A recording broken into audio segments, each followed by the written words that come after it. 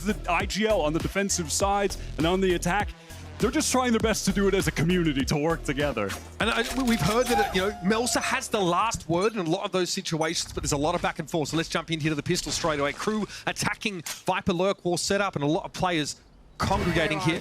The spike being held back. That haunt is going to go out, but it's not going to catch a single player, given how passive Crew have been on this open. Smoke's traded there over towards Mound as well. Icy has a crack at it. Valorant opting not to swing with, they'll allow the door to shut. And with this passive positioning from G2, just back in tree, unless they open that door, try and get a peek, which it looks like they might re-clear. It could be the Crew are pushing up there. They don't know, but there is the door opened and is smoked down as well. And obviously Crew, they're working towards Mound now. And the C site, pretty open. G2 did get the re-clear at A, so now they can re-establish their resources elsewhere. Prowler obviously met over on the B side, but it's C side rather, but it's Leaf that you're trying to get through. One of the toughest nuts to crack on this roster. Paranoia goes whizzing past his right here, and he opts to give the space up as the smokes come down. No option but to play for a retake, and these are situations where G2 thrive. The team is so regimented. Shy tries to peek as he knows Kesnet's facing some scrutiny. Can't finish the kill. Smoke up on site to break it up just that little bit more as he would hope to peer over it. Paranoia connects with MTA, two players here. It's a reckless push there from Kesnet. He gets the one and it's traded out instantly. And now it's up to Shy and Heat. Still in this post plant. Here's Leaf, swinging it at Heat from the high ground, able to get him, but gets taken low. And now it's up to Shy. Valen v Shy. And Valen gets the better of him. That's how G2 want to be starting. What a lovely reposition there at the very end by the IGL. Getting that jump up onto the box. G2 on those set big retakes. They are always going to excel. This is a team where their core has been, they've been around forever, years at this point, only making a couple changes in those years. Bringing in Leaf, bringing in Icy most recently, and it's that foundation that allows them to be one of the best teams that we have right now. Speaking of changes, Coach Adam from Crew, tweets out, he says, keep your expectations reasonable for MTA. He's filling some big shoes, some new roles as well. How many Viper games has he had so far? Quite literally 0 rounds of Viper. Right, that's not played professionally. And he's talking about wanting to give him a bit of a chance to grow into this flex role. They don't have time. He was a duelist in LATAM, but they don't have time. They have 2 games left. This one and one more against C9. And the stakes here are obvious. The team that wins this, they are in playoffs. Crew usually don't mince words on these saves. They usually go straight for the jugular and try and make something happen. Door thrown open there. Melsa sees no one hiding back in that corner. It will be 2 stacked on this C side for G2. Standard smoke there as you see Melsa lingering over towards that B side of the map. The lurk wall keeps Valen at 8 for now. A little smoke from Valen offers a one-way opportunity for Jonah as this hit's going to come in. Catches it with the first. Yeah, Leaf caught out there. Guardian finds purchase. Train here coming in from Waterfall would hope to wrap around, but he has to stay behind the turret, and Kesnet was waiting. He didn't get back. That's 3. Huge for Crew. They make the investment in Kesnet. Get him a Guardian this round, and he is hit home. They will always do it. They will spend the cash to give Kesnet a Guardian, or even a Vandal, a rifle on rounds like this, and it pays off massively. Melsa on the wrap. He bided his time over towards B, and it pays off now. It's all up to Valen. That's 2. Not too shabby. But G2 on the anti-eco come up short. That is fantastic from Crew, and obviously from Kesnet starting off hot right now. He was statistically, for essentially all of stage 1, up there, him and Osbos, the top 2 duelists that we had, and it's been a bit slow for him so far in stage 2, but that is just outrageous. Economy is going to be swung. 3 players can recover a couple of G2's weapons there. Turning this game on its head early. Kesnet able to make use of the smoke. Valen threw down there, playing from the edge of it. And crucially now, Kesnet already won off of the showstopper. That is absurd. Aggressive posturing from G2 at the A side here. This is going to narrow down the options for Crew, as it's going to be MTA hoping to play passively. Gives up the space here. Molly to buy himself a bit of room as the Prowler comes knocking. And off of all of that pressure, look at the rest of Crew. They know that they can just walk into C here. So likely that on an anti-eco round, the defensive side will be stacked up together. Now that is the case, but Jonah gives an opportunity for G2 to maybe make a miracle happen and eco them right back. UTL-wise, plenty for Valen to play off here. Let's see what he can cobble together. Now this is nice. I love KRU taking this forward space. Paranoid though, they kind of read it, but the weaponry favors KRU in a big way. Icy and Trent, last two standing. Now they're going to try and group up here through halls. It's a tough fight to take there for Icy and Melsa bests him. Only Trent here. No time ready to work with whatsoever. A nice call from KRU so far. I like how they're playing this attack half. In that 4v5, you want to get proactive. You want to take some of that space into halls. Fight those eco weapons close with your superior guns. They do just that. 4v5, but they convert it with ease. A nice shot from Jonah, who shown that he can be a deadly Viper on this map. Back at Shanghai was just putting up absurd numbers against teams the likes of Heretics. The best that we have in the game. There. We got guns, Wyatt. And immediately it's going to be that Odin just spamming away towards A main. It's so common, of course, in tree, the paper-thin walls. You get the opportunity to spam onto that ult orb close by as well.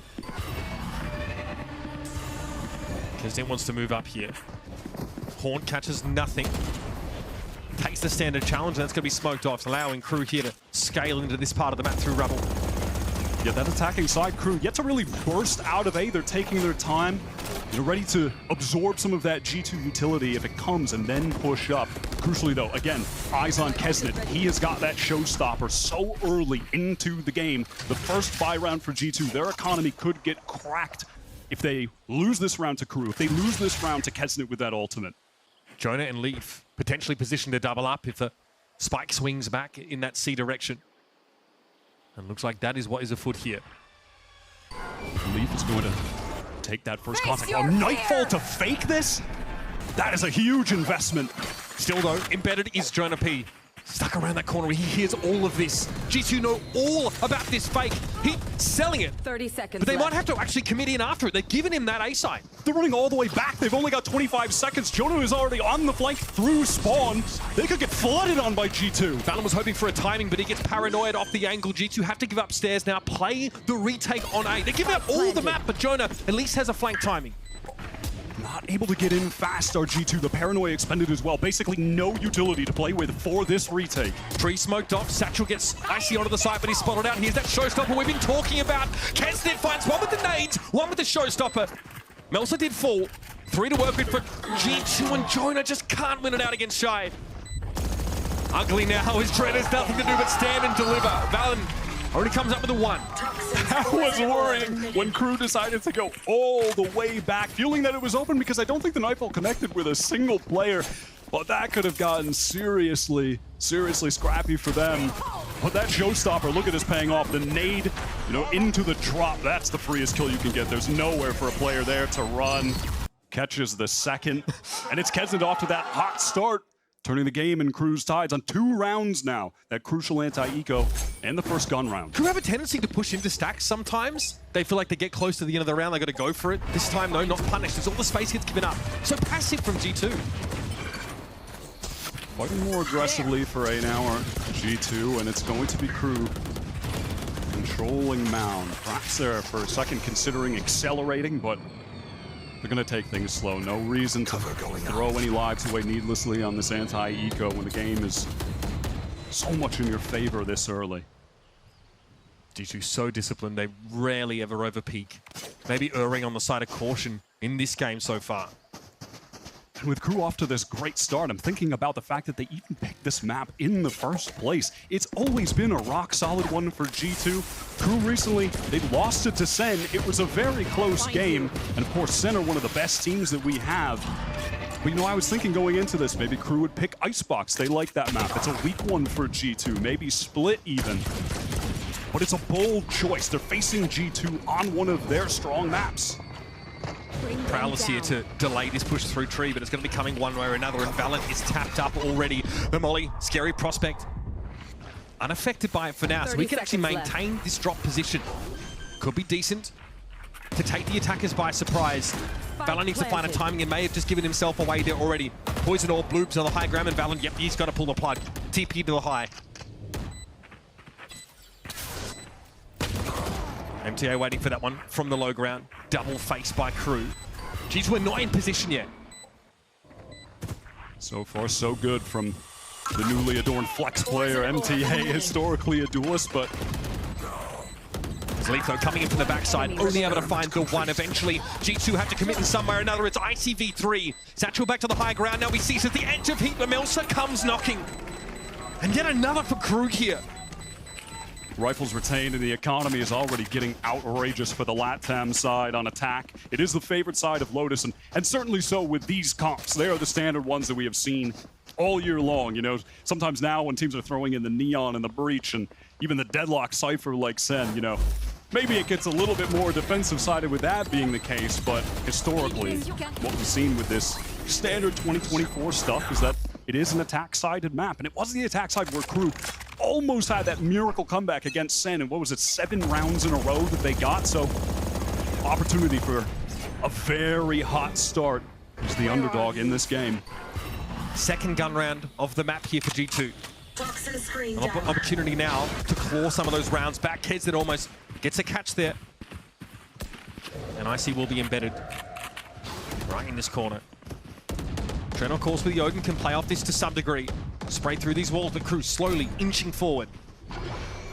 That's the door. Timing's good for Icy, though. Will take one. Back away behind the paint shell. Takes a big hit, though, through that Viper wall. And needs to fully extract himself. Nicely done from Icy. Just going to slip away with that satchel.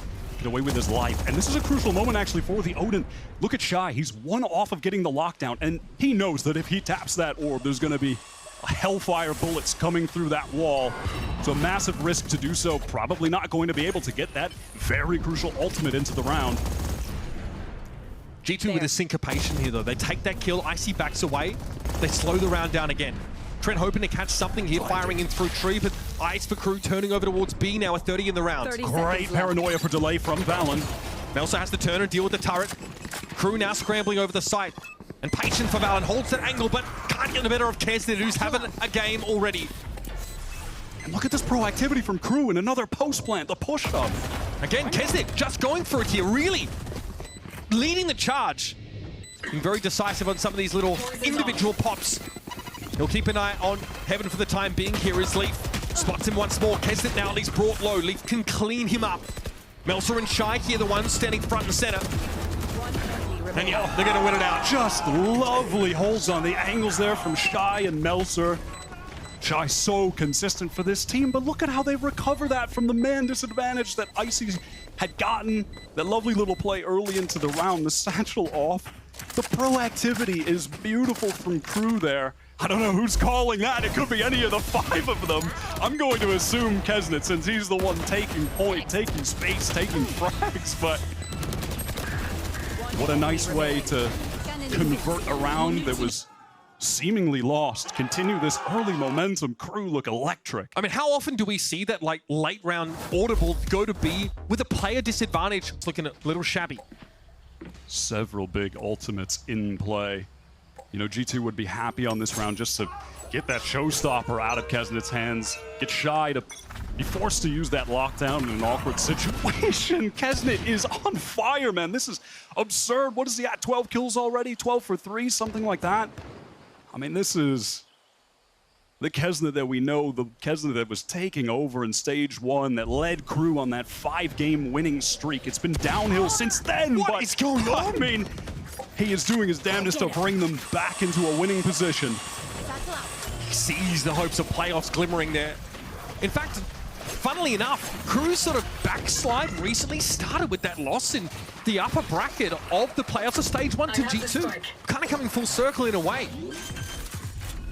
Yeah, they had lost their first game in stage 1. It was the very last one, a nail-biter against Lev, who at the time, you know, Lev and KRU, they were the 2 best teams, the 2 that were the top of the Alpha and Omega groups. And then G2 just smacked them around in the playoffs. Such a clean 2-0. Just kicked them off the mountaintop, and they haven't been able to climb back up since. And again, we'll have G2 set up here, looking to perish to the blast. I want to find a quick and easy meal as KRU start to back away from this site here. And going back, I mean, the last losses for G2 on Lotus were top teams. I mean, Heretics, Gen G, I think Leviathan before that, so they've generally been very solid on this map. But now they're going to feed themselves to the beast. And the hunger's definitely there for KRU. 6-1 here. It's been a great attacking half thus far. I mean, as you just said, yeah, G2, they only lose to the GOATs on this map. They've only lost to Gen G Heretics, the finalists of Shanghai, where G2 made their run that no one expected. You know, we would have thought the KRU could have been, should have probably been after Stage 1, one of the teams at Shanghai, but it was G2, a team that most people counted out of that race. They make it all the way to top 3. They just need one win to make the playoffs. And this rejuvenated KRU may just stop them. Okay, is the third time the charm for G2. Looking for a gun round win. Chance to build some bank. And again from KRU, they're really just not bursting out of A. They are happy to just take, you know, that utility in from G2, bait a bit of it out, and go back, get that space later if they want to, but right now, gathered up outside of B. Dispatching some of that utility, but also of Jonah P. What an entry from Melser. He set up on B. Lockdown, of course, here deployed by Shy to try and set this up. We are going to have a Venn diagram of those Killjoy ults here. Melser says, perhaps I'm needed elsewhere. The rest of KRU falling back over towards Baby Door now. And the TP out towards Mound. Well and truly away from the action. Here's the showstopper, though. Icy trying to make his way in. MTA, though, nipping at his heels. Heat might try and make a pincer of this, and G2 can fight their way out. Now it's Melser all alone.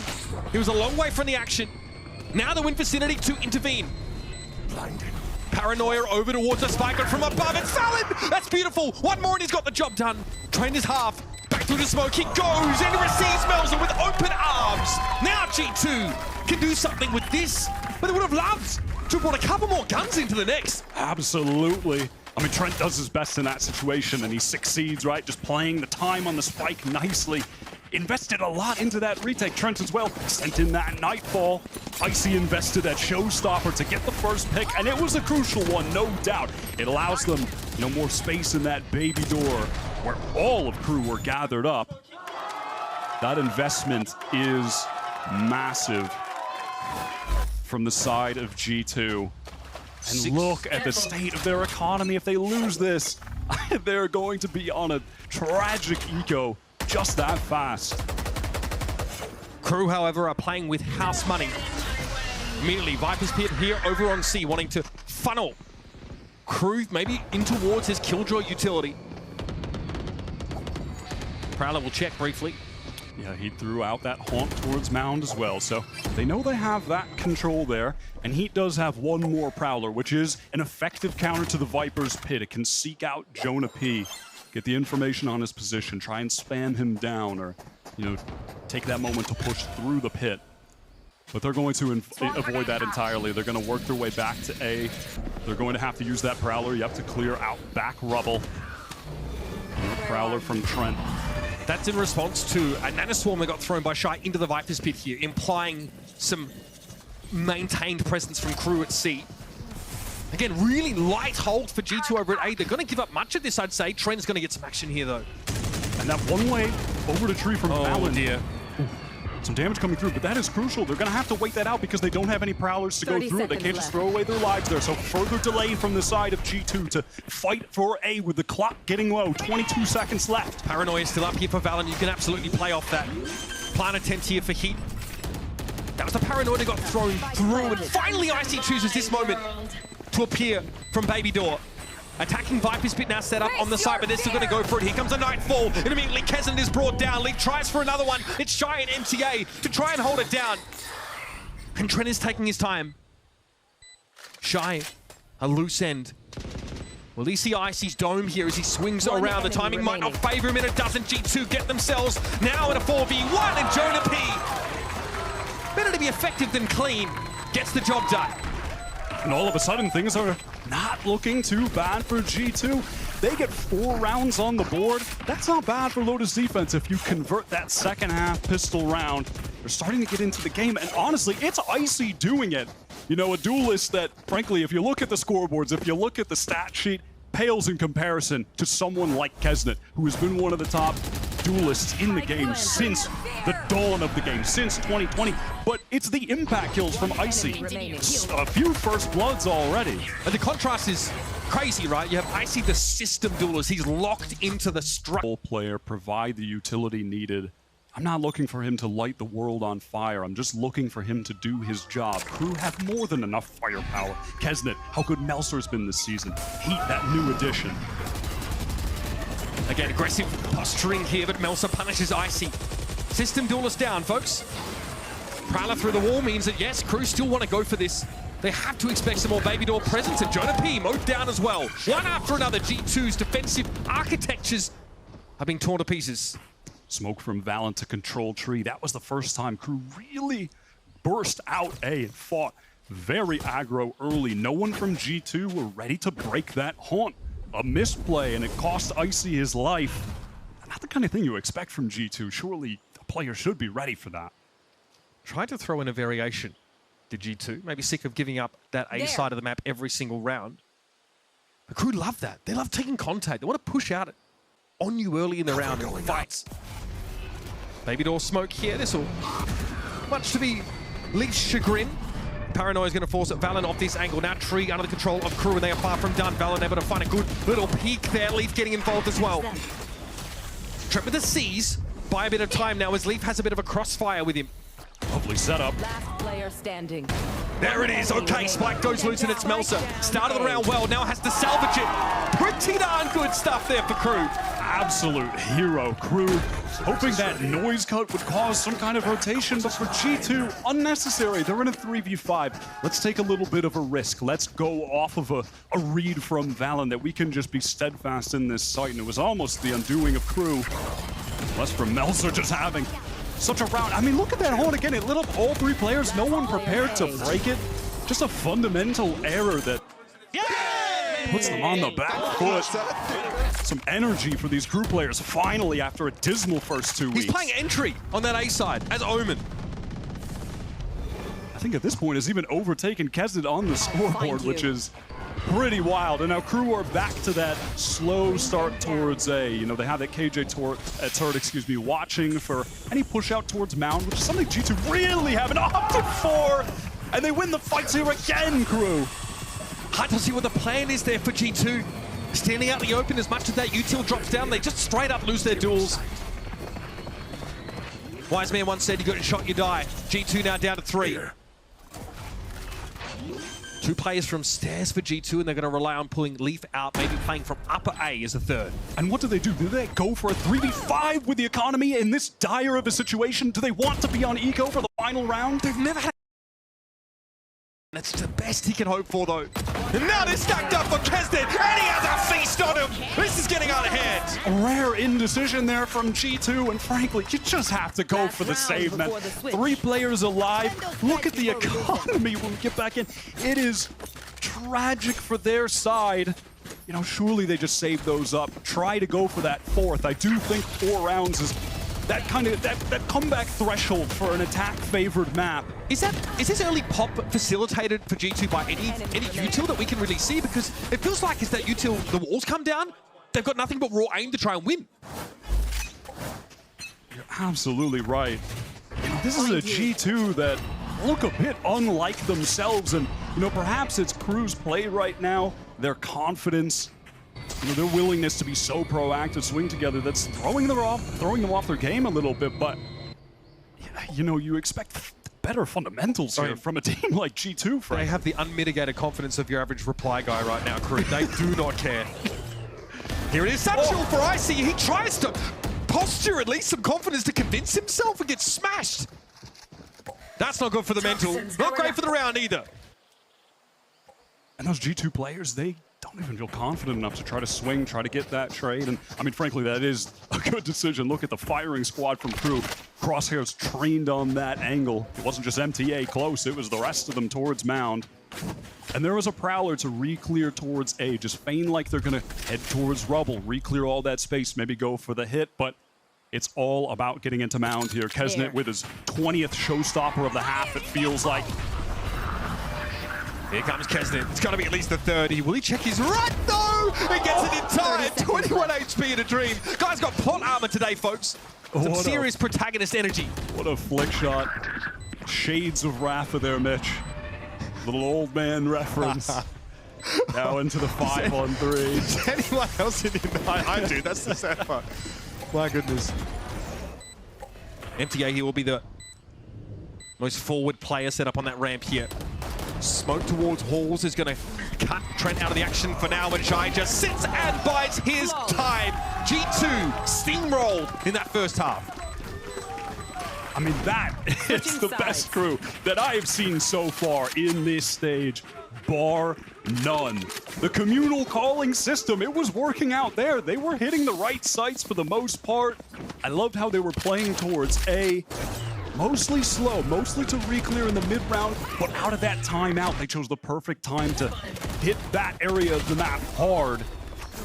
Really catching out G2, making them look so out of sorts. And the confidence is there. It's absolutely brilliant. Kesnit, 17-7. Melsa, 14. That community calling style on attack where Melser will make the final decision if there's a bit of back and forth. But on defense, it is the Kesnit show. And frankly, their defense in stage 2 so far, I have not liked it too much. Against Sen on this map, they were throwing some rounds away in tragic fashion, losing 4v2s. And throwing the map away because of it. It was a 13-11 loss. Jonah P again with that Sheriff. That is long range through that lurk wall. He's created an opening on the A site here. Crew starting to filter now across through B, but G2 aren't committed to heading to that extremity yet. In fact, they are working their way back towards MTA, the new addition, who's been solid so far. Will he try to escape? Wow, lovely tap. Facing to more.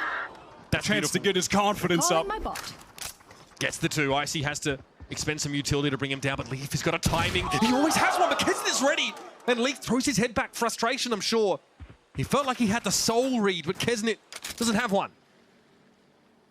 And now silently it's G2 just creeping into that B site. Jonah P pressed up. He's already got one nice shot with the Sheriff. He's going to have to do a lot more with Icy this low on HP. No util to work with. Here's the double swing around the corner into a 5 HP target. We know how these go. Kesnit, check your 6, son. Okay, 1 for 1. Jonah P here with a big iron. That's 1. 50 HP in a dream. Heat not looking much better with only a ghost to work with. Gives it a tap. Here comes Jonah. He gets stuck on the corner. Slowed up by those shots, and Heat finishes the job. Could have gone either way, but Crew, that's almost a death blow to G2 here. Looks like he might have even hit that scroll wheel as well to his detriment. Awkward little jump at the end. You know, I think if he just tried to strafe out of the way, he might have made it, but I think that was just a bit of a mishap there. Kesnit with that read onto Leaf.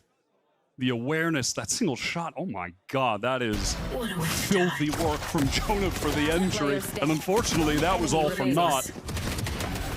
Oh yeah, just caught on the masonry there. Yeah, that was after he thought he had a timing on Kesnit, did Leaf. Pushed up towards Link. G2 are running out of time. Valen tapped up as he tries to TP behind this lurk wall. He's gonna go for something harebrained here. Wide, I can feel it. Gets caught by a Prowler. Oh, that looks like the perfect nade. Valen just around the corner. And of course, it's the star of Crew Kesnit. They are always going to get that upgraded rifle for him whenever they can. Round 2, full armor, Vandal in his hands. He's on one right now. It'd be crazy not to serve him up whatever he asks for. Now G2 slow it down. They don't fully pull out of rubble though. Oh man, they're taking so much poke. Jonah now down to 35 as well. And you know, despite talking about how against Sentinels, Crew's defense was very lackluster, a lot of silly mistakes, thrown away rounds. Will that even matter at this point? When they've converted this pistol, when they're surely going to be up 11-3, surely G2 wouldn't bring this one back from the brink. I see what you're doing. I don't like it. I don't like it. G2 slowed up there. Snakebite Poison Orb combination says no. 30 We're down to 29 in the round. Still very distributed across the map. Our Crew, they're not sure that G2 have committed to this, but we know that they will be ending seed. MTA steps up for 1, gets traded out pretty instantly now. Help is on the way, but a little bit slow. Shy and Kesnet to play through waterfalls. Leaf sprays wildly through the masonry at them. It's Kesnet caught out by a Prowler. And Shy tries to wrap to the left. Finds nothing. Forced back. Kesnet wants to hold his ground, but it goes 1 for 1. At least Shy can get the trade. Weaponry, though, is good for KRU. And that's a 2v1. Trent can't get it done. Shy for 4. With arguably the weakest weapon board in the round by KRU, but that's a side note. And they have converted 11-3. Shy and Kesnet had me sweating there, I'm not going to lie. The duo was close to the C site, so they just tried to spill their way in, but their other two teammates were so far away. Oh, that could have gone south. And yes. I mean, Shy barely crossed back in one of those moments with 6 HP from the site in the waterfall. One of those straight right-click classic bullets hit him. Oh, that could have gotten so bad for KRU. But they're able to convert. I mean, that is beautiful from Shy. They kind of disrespect the smoke thrown behind them there that staggers them out for KRU don't bring many weapons back into this round, so it's a little bit of an underpowered bonus, but boy, do they have a buffer of rounds to work with, Wyatt. Meltzer heads up, purchases that Outlaw G2. All light armors. One shot from him. That connects will result in a kill. That's why Meltzer's playing an off angle over towards Mount here, not the usual one. But he won't see any action this early. KRU are really stacked up towards C right now. You know, perhaps a little bait play. They're hoping that Meltzer maybe gets that first contact, teleports off, and then the rest of the team try to push in. The read is good. G2 have done this quite a few of these attacking rounds, right? Pop towards A, pull out over towards C. Meltzer is waiting. Spinning the web, but force off the angle here by the Prowler. He'll have to fall back now behind that smoke here and give control of Mount to G2. But do they dare commit? Does Valorant have the read on this? Or will they commit to their own peril? Does he have the cojones for this? No, when it looks like he just wants to keep some presence on C. You know, keep Meltzer's attention there. Perhaps some other players. Typically, the KJ is going to be there. You could see him trying to clear out that utility while the rest of the team work back towards A. Valorant, a little too wise for a play like that. The hourglass is running thin though, Wyatt. 23 seconds left in the round, and now G2 need to take this up a gear. Prowler into tree, clear it. Satchel now into showstopper. ICC's nothing, nada, zilch. But space has been created for G2 to get a post plant set up here, and Fallon finds the right side of Meltzer on the B side. And at this point, KRU, they'll be content just dealing as much damage as they can against G2. Fallon knows it. He's about to get double-faced here. MTA first, and Shy second. Oh, that's... well, not what he's looking for there. That was ugly spray. Giving up a gun there is going to hurt. The rest of the cleanup should be relatively elementary. It's now 2 Vandals for KRU. Still more damage to do, and that's all Kesnet wants. He wants to rattle the cage. Rouse a bit of a rabble. This is all he's going to get for the round here. Kesnet will be bowing out as G2. Oh, give up another gun. Oh, man. It doesn't get any easier, Wyatt. And already even going down, inching closer to getting the showstopper activated again. In the first half, he had a 3 rounds into the game. And he's almost about to do the same, just 3 orbs away now. Shy with all those kills earlier, close to the lockdown. And frankly, Mitch, this is the trouble with trying to make comebacks happen in Valorant. Eventually, everyone is going to be able to press Q and probably win that round, probably get to 12 on the board. Yeah, so you have like 1 or 2 deterministic round wins, in theory, per half at least. And that's all KRU really need. Still, now KRU make the buy. Decent conversion off the bonus, I suppose, damage-wise. Valen, every start of the round he gets caught. This time, of course, the Siege catches him out. Oh, G2, please. I mean, these are the mistakes that you would never expect from a team like this. 2 times now in Rebel fights, no one breaking the haunt, several players getting lit up, 3 kills for KRU. So disastrous, man. So unlike them. We're talking about the most meticulous, disciplined team in Americas. Right now, they look extremely scattered. Prowlers pass like ships in the night as G2 are still grouped up towards Rubble, and Kesnick says, "Don't mind if I do." Flawless here for KRU on the precipice of a comfortable map 1 win. And just this attempt to brute force back into Rubble, getting bogged down by more utility, more presence being shown there from Heat, more Prowlers. Look Look at this on, and then it pings up another player there. Easy spray from Nelser. Oh, this is... The Fade util has been sterling the start of these rounds. It has been. And Heat, one of two flex players on this team that used to be a duelist. Him and MTA. Keep them coming. That's been the recipe for success, apparently, on Crew. Maybe things will work out for MTA, Mitch. Once more, G2 probe A, and in previous rounds they pulled out to trend towards C. This time they linger a little longer. Two Vandals bought into the round. Bring them down. And cobbled together by shambolic for G2 this game has been. Two Sheriffs for them. Trent is one orb away from that Nightfall if they can find it somewhere. But that's going to be tough with his presence from Crew on this A side. Alarm bot at B2. Crew know about this. They can set up for Baby Door now. Again, they're all grouped up, not really where they want to be. Jonah able to win out there in rubble is good. Spike on the way through. Heat under pressure here with the C's. And the rocket from Kesnit lands true. He knows to summon an upper. It's Icy playing safe with nothing but that Sheriff to work with here. And the Spike is still heading over to A now. And I like this Heat. Kesnit staying doubled up, fighting together, double facing. Lovely fundamentals. G2 can't break this Baby Door position. They struggle with it all round. All the util in the world, all the King's Horses, and man couldn't get them in there. And now Valorant has to turn tail and run, and he won't be fast enough. What a drumming! And what a way to make a statement to start the series with play. Blood rounds, that is shocking from them, frankly. This is their map pick. It has been a tough one for Crew. And frankly, it should be a good one for them to get back in the game and take this thing to split. G2 back to Jet, no more Neon for Icy. That was touch and go at times for them in their previous game. Here we go, set up towards B. This one going to be pretty expedient, I dare say. In behind the Aldrone. And they pull back. This is reminiscent of the Lotus play over at A. And funny enough, this is exactly how G2 started their pistol round the last time they played Ascent against C9. Identical so far. All but the Sova here from Crew got pulled in the direction of A after that exchange. Against NRG, Crew really took a beating in tree around this area. That's where they suffered as FNS really unwound them round after round. That is huge info though. Followed up with the molly. Jonah still on the back step, was able to clean up Kesnit though, through the masonry no less. That man with the Sheriff is going crazy today.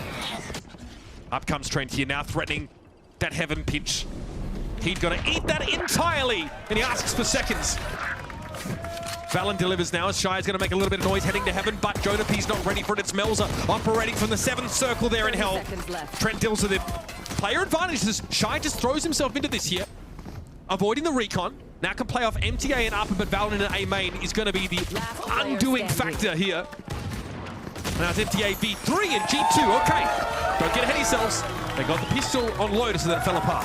I'm not getting ahead of myself, but that was very cool from G2. They started that round the exact same as they did the last time they played Ascent. They go for this B main control, feign like they might just be fast heading into the site, and then slow pivot into an A split. Variation this time, though, was that rather going for a traditional A split through the door with a player through main. With Jonah Butte getting that kill into tree, they actually pivot and flood through Heaven, pinch the site from the front and the back. A very cool adjustment to throw Crew off, maybe thinking it was going to be the same thing that they watched from that first week. That extra investment in Kesnit this round is going to manifest as a Marshal. He takes that over towards the B-side extremity there and holds an angle briefly before conceding it. G2, no one loves to slow it down more than they do. Yeah, that is a fact. They like to take their time, give Valen opportunities to get a read, to make the right call, to hit that weaker side.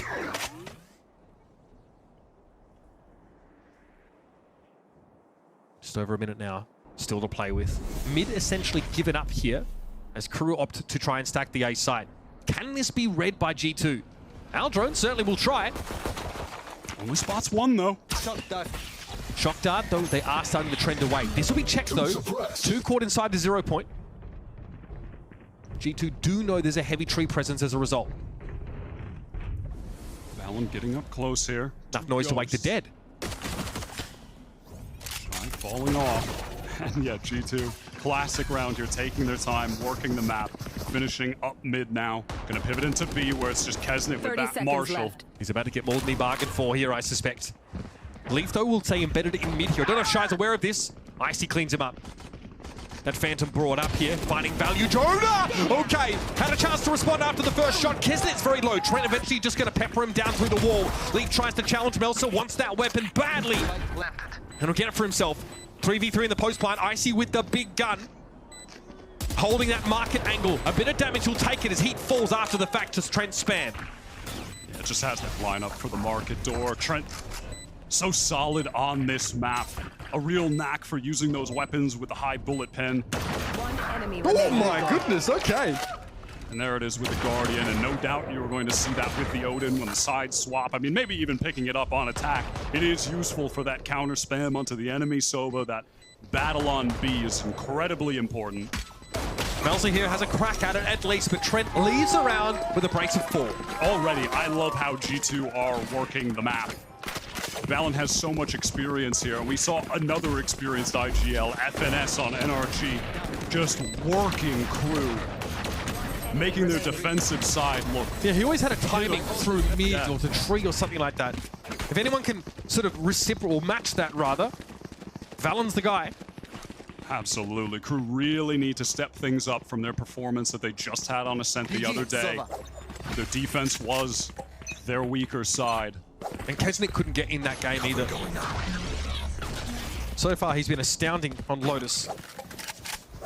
And I'm really looking to see a lot more variation in their setups, a lot more proactive taking of those extremities. That was something that they were lacking in that previous game, no doubt. They tried to take an op there on occasion, but didn't really work out for Crew.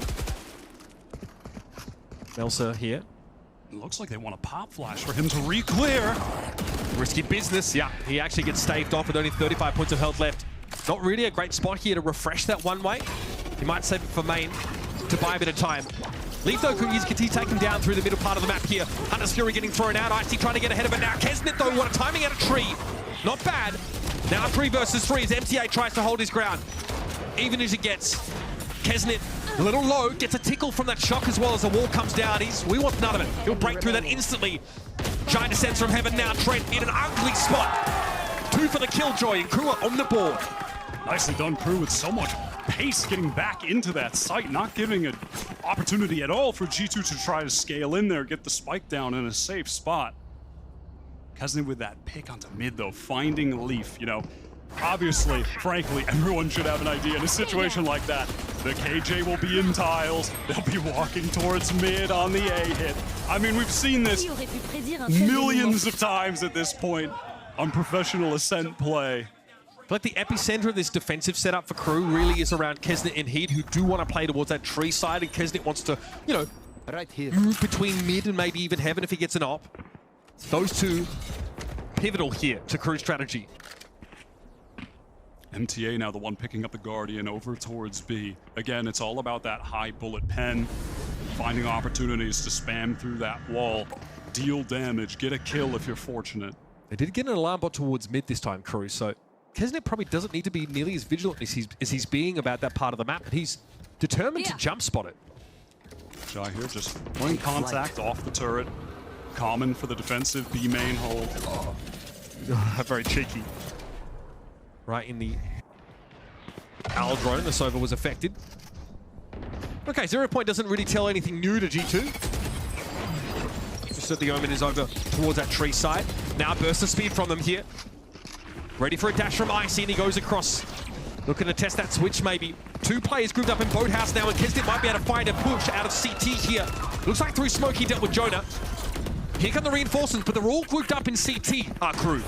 Waiting for that paranoia to scale out. Melsa with only a judge, though. How does he get in range to actually get a kill? He will swap it out. Fortunate for him, but still 3v4. Also fortunate for Crew. No one to deal with in B main. They're going to clear that. They get the info. That's the last flash, but well used to make sure they're not going to get backstabbed. Still a bit of time to work with here, but Kesnet doesn't really have anything to work with. Molly in a Boathouse. That's not going to be bothering G2 whatsoever. They're happy to split around that one. Kesnet gets one. Forced away.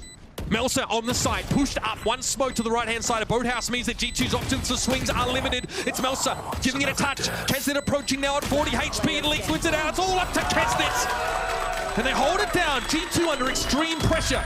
Convert the round. Leaf gonna go down to the spike at the very end. Will have some significant damage to their economy from that one.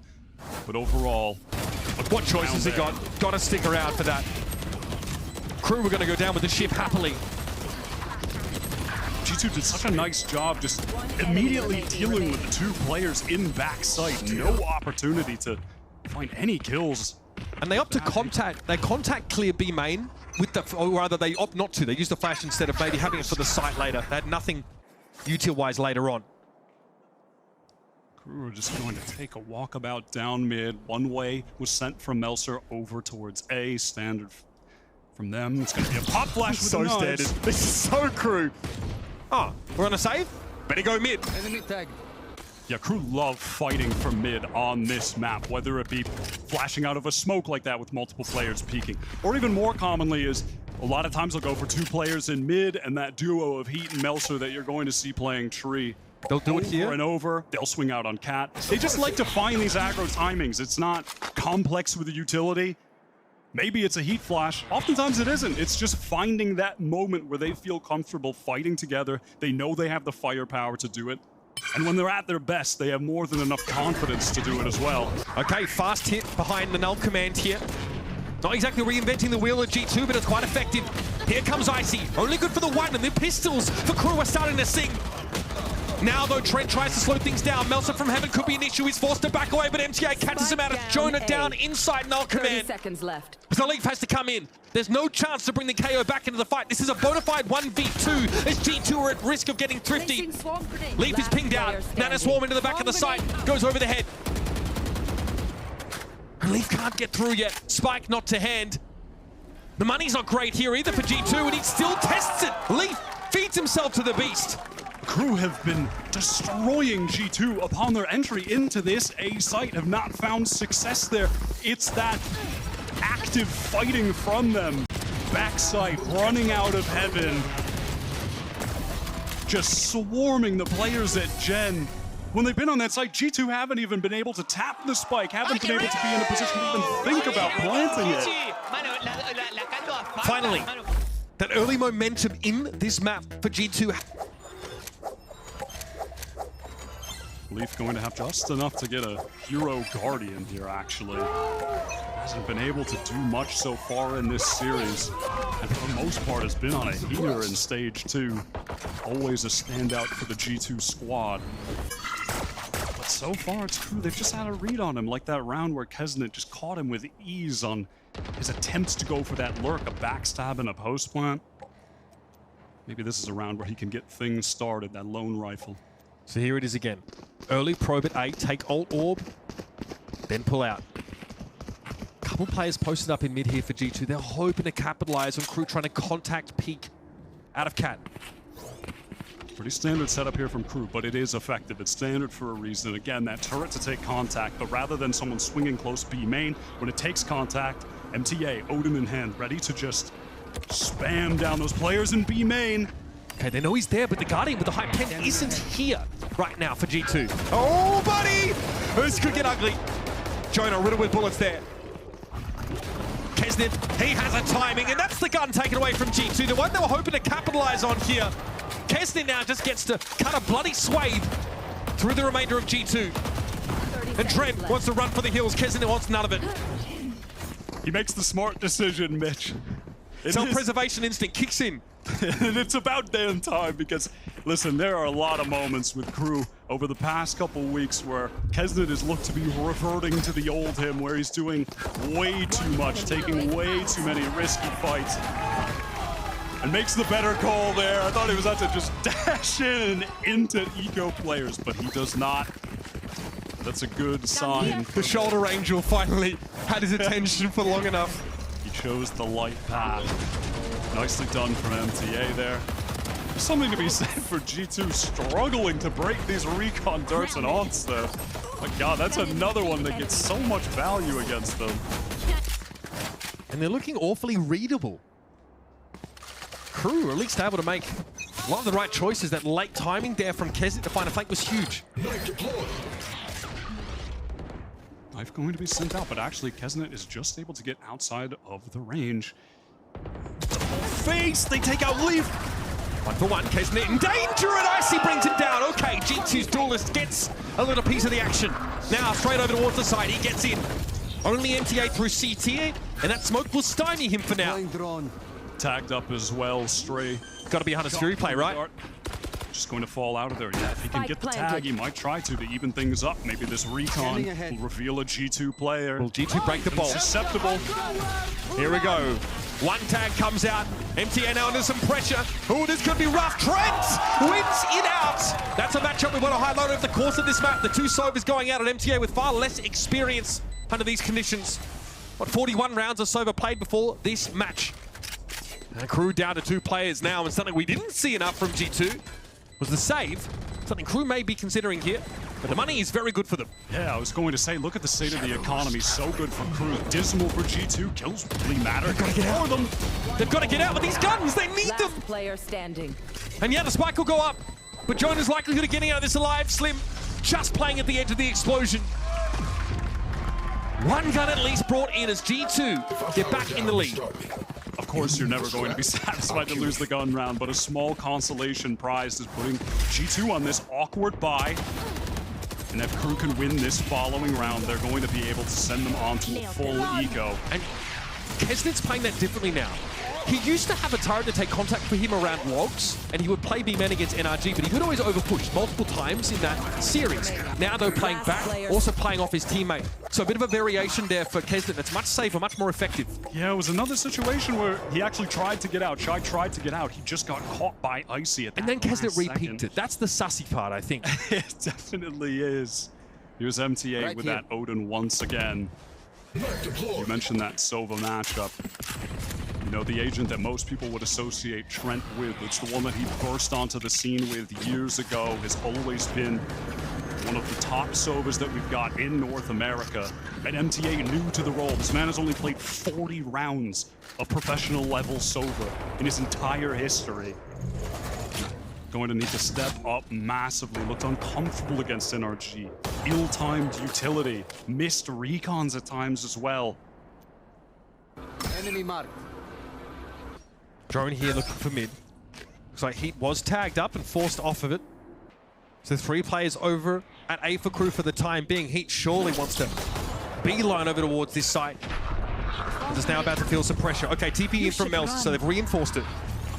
Lockdowns for both sides. Counter lockdown is nice. Will G2 try to accelerate to break it? It looks like they will. If it wasted too much time, though. They didn't hit Shy with the paranoia! Oh, that could have gone way worse. Still Shy finds 2. All right. Well, the lockdowns are gone at least. Nobody caught by those. G2 with 2 players to swarm over B with. Now operating from a disadvantage. Null command is popped. Heat has 1 flash available as well. Kesnit with the operator. Love that little switch. Melz with a weak player with the op. Bogdan's Law. Volley here thrown over towards Boathouse, I think. Icy, I like the idea. He also misses the shot. That could hurt them crucially. Eventually, Icy is going to be brought down, though, as Leaf can't really find purchase on his swing. And it tends to fall apart there for G2. Maybe overheating slightly defensively. A little moment of indecision, perhaps. You know, accelerating to try to break that lockdown, but they wasted a few seconds.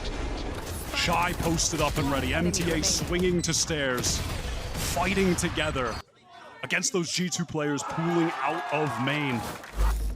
Those couple seconds of hesitation might have been their undoing. It was an awkward situation for them. And it was an awkward situation created by Shy, a player who I feel is pretty underrated and has been stepping up anchoring the B site so far. G2 have clawed 4 attacking rounds here. Now down onto a weak bye. Love a little more coming out of this half. KRU trying to play a bit of a bait setup here. Melzer inserted into Wine, one-way smoke down, going to peek off of it. And G2 will back up. That bad weaponry, at least for now, waiting it out. Jonah has the molly for this. Melsa has to move quick. I think they need to swing on this defensively. They do. He catches out Train. Here comes the dash. Jonah P deals with the Omen. Kesnit, though, waiting patiently with the operator. Tough position to break for the defenders. And that was a rare whiff in this series for Melser. Really been on fire so far. Should have had at least one for free. It's going to give one rifle away to G2 as they reposition, working towards catwalk, smoke deep mid. Are they going to venture forward into mid, try and break that alarm bot? Because right now it's the signifier for KRU that there won't be a B split, that this is still headed towards A. Heads up from Jonah to break that. If he breaks that door, though, it does leave the possibility of a market play open and might draw some KRU players away from A. Shy will check this manually. He sees nothing. Kesnit, they will wait. This is just raw contact from Icy. It could go wrong, but smoke comes up. Operator stifled for now, and Icy found heat there. Very low health. This is G2 trying to get value out of that Vandal. Link now on the side, has to plant his feet, but Shy drops down. Spike down A. And it's Jonah with 5 HP to save it, and he only has a pistol. That's that. And again, KRU are so fast at getting back in on A, not even giving them an opportunity to tap the spike. Their play on that site has been lights out so far. Despite G2's nice little mid-round haul from Valorant to break that alarm bot, then work towards Cat. Shy is back in so fast. The idea is fine, right? They embed Icy in Wine with the recovered Vandal, and he tries to find a play through A main. Quick peeks now. Has the Cloudburst to avoid the op shot, gets a kill, but that's it. A lot on the line for G2 in this round. Everything invested. Trent with the Odin. Counter spam ideas from him. What? Oh! And Kesnit, outrageous shot. Revealing area. Shouldn't be possible, and yet here we are. Shy wants to push up now behind this recon. Tara's going to take contact. He should have been ready for that. A Trent was able to find two somehow. The spray is good. Now smoke towards CT. Kesnit could have had the shot there, but he's flashed off the angle. Surely not 2 smoke shots. That will be too much. 3 KRU players fall in quick succession as G2 lean into the B site. And it's just the B site where success has been found for them. Unfortunately, you know, save for Shy making a nice play, anchoring effectively. They just have not been able to lock this site down like they have over on A. You know, perhaps trying too hard to anchor the site, not playing for those aggro floods, trying to fight when G2 are getting out of main. That was the one round where they did win, when they did exactly that. For the most part, this anchoring has struggled for them. How the hell did Trent get through there? I want to see that on the replay. It may have been a double swing that ended up being a lineup. I mean, if you're Shy, you have to know that Turret's going to take your contact there. You should be ignoring it. But he had his crosshair set maybe for like an updraft of Icy on top of that position. Not sure. And it will be a save for KRU. The money's getting a little skinny. And they recover the operator dropped by Kesnit. And frankly, at this point, even if KRU take the final 2 rounds, content with this for G2. 5 is enough on this attack. I mean... Okay, buddy. Yeah, they'll line up. Lotto, but yeah, it's just a lineup. That's really tough. Trying to go for that active B main play and getting caught completely. They haven't found the answer for that site. Their proactivity in main has failed. They've been getting caught. Even when they got a first kill with Kesnit, he gets caught, Shy gets caught. The active plays and the anchoring have been tough for them. 0 points exchange over a day. I think only 1 player between the two. Lit. Now down mid is the focus for G2. They haven't been clearing the alarm bot with the shocks. That's something NRG were able to do routinely against KRU. They'll do it the old-fashioned way. Hail of bullets accounts for it. Smoke towards CT with Shy, yet will probably just pass through there. Kesnit from Speedway catches Icy on the fadeaway. Shy gets backside as well to support quickly. Kesnit caught. The duality of Kesnit again rears its head. And look at this patience from G2, just controlling the space. They don't accelerate off that pick. This noise cut is so excruciating for KRU. Yeah, just keeping options for themselves. Waiting for that smoke to regenerate, and now MTA is cut off. They don't have a smoke for market though, it doesn't seem to matter. MTA got blown to smithereens as he stood in CT. But Shy held that Speedway angle. Now hoping to double up with Melsa. It's just the 2 of them for the time being. Help is on the way though. He needs to get there. In goes Melsa. Can't win that one. Player standing. Valorant can't afford to bring the KO back though. He'll have to settle for the spike here in a 1 versus 1 with 20 to play. He has all his util. One enemy remaining. Here it goes. Valorant steps out of the molly here. Has to find a swing from Dice. He makes some noise. And Valorant capitalizes. Fantastic from the IGL.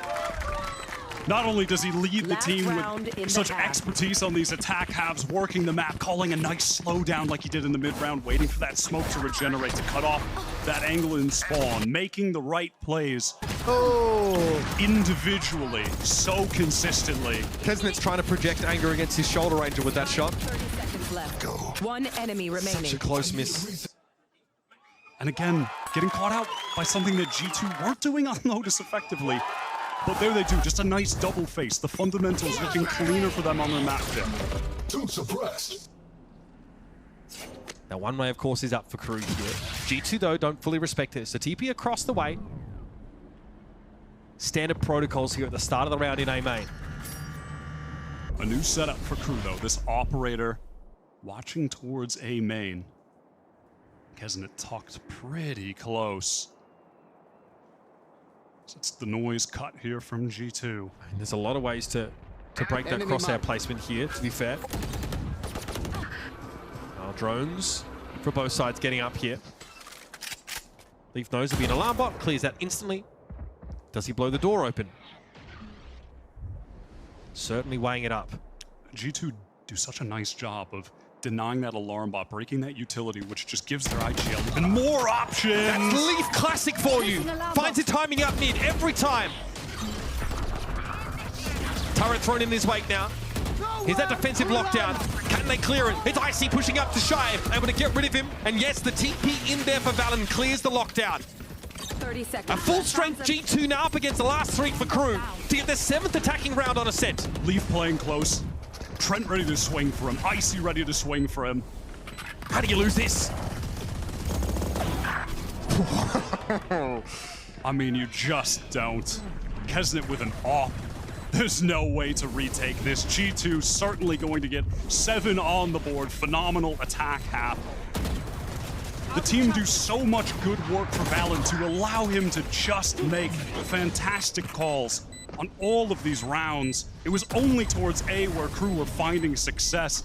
And 5 on defense, you just can't imagine that's going to be enough. A tall hill to climb when the sides swap. Melsa here, just letting it settle in a little bit. The reality that KRU only able to get those 5 defensive rounds here on Ascent. Rarely a good omen. We'll say that much. Switching sides. G2 with a great burst of speed, something we didn't see from them at all at Lotus. They're decisive on that B take to clear the lockdown. Certainly not. The fundamentals are looking better. They're starting to look way more locked into the game now.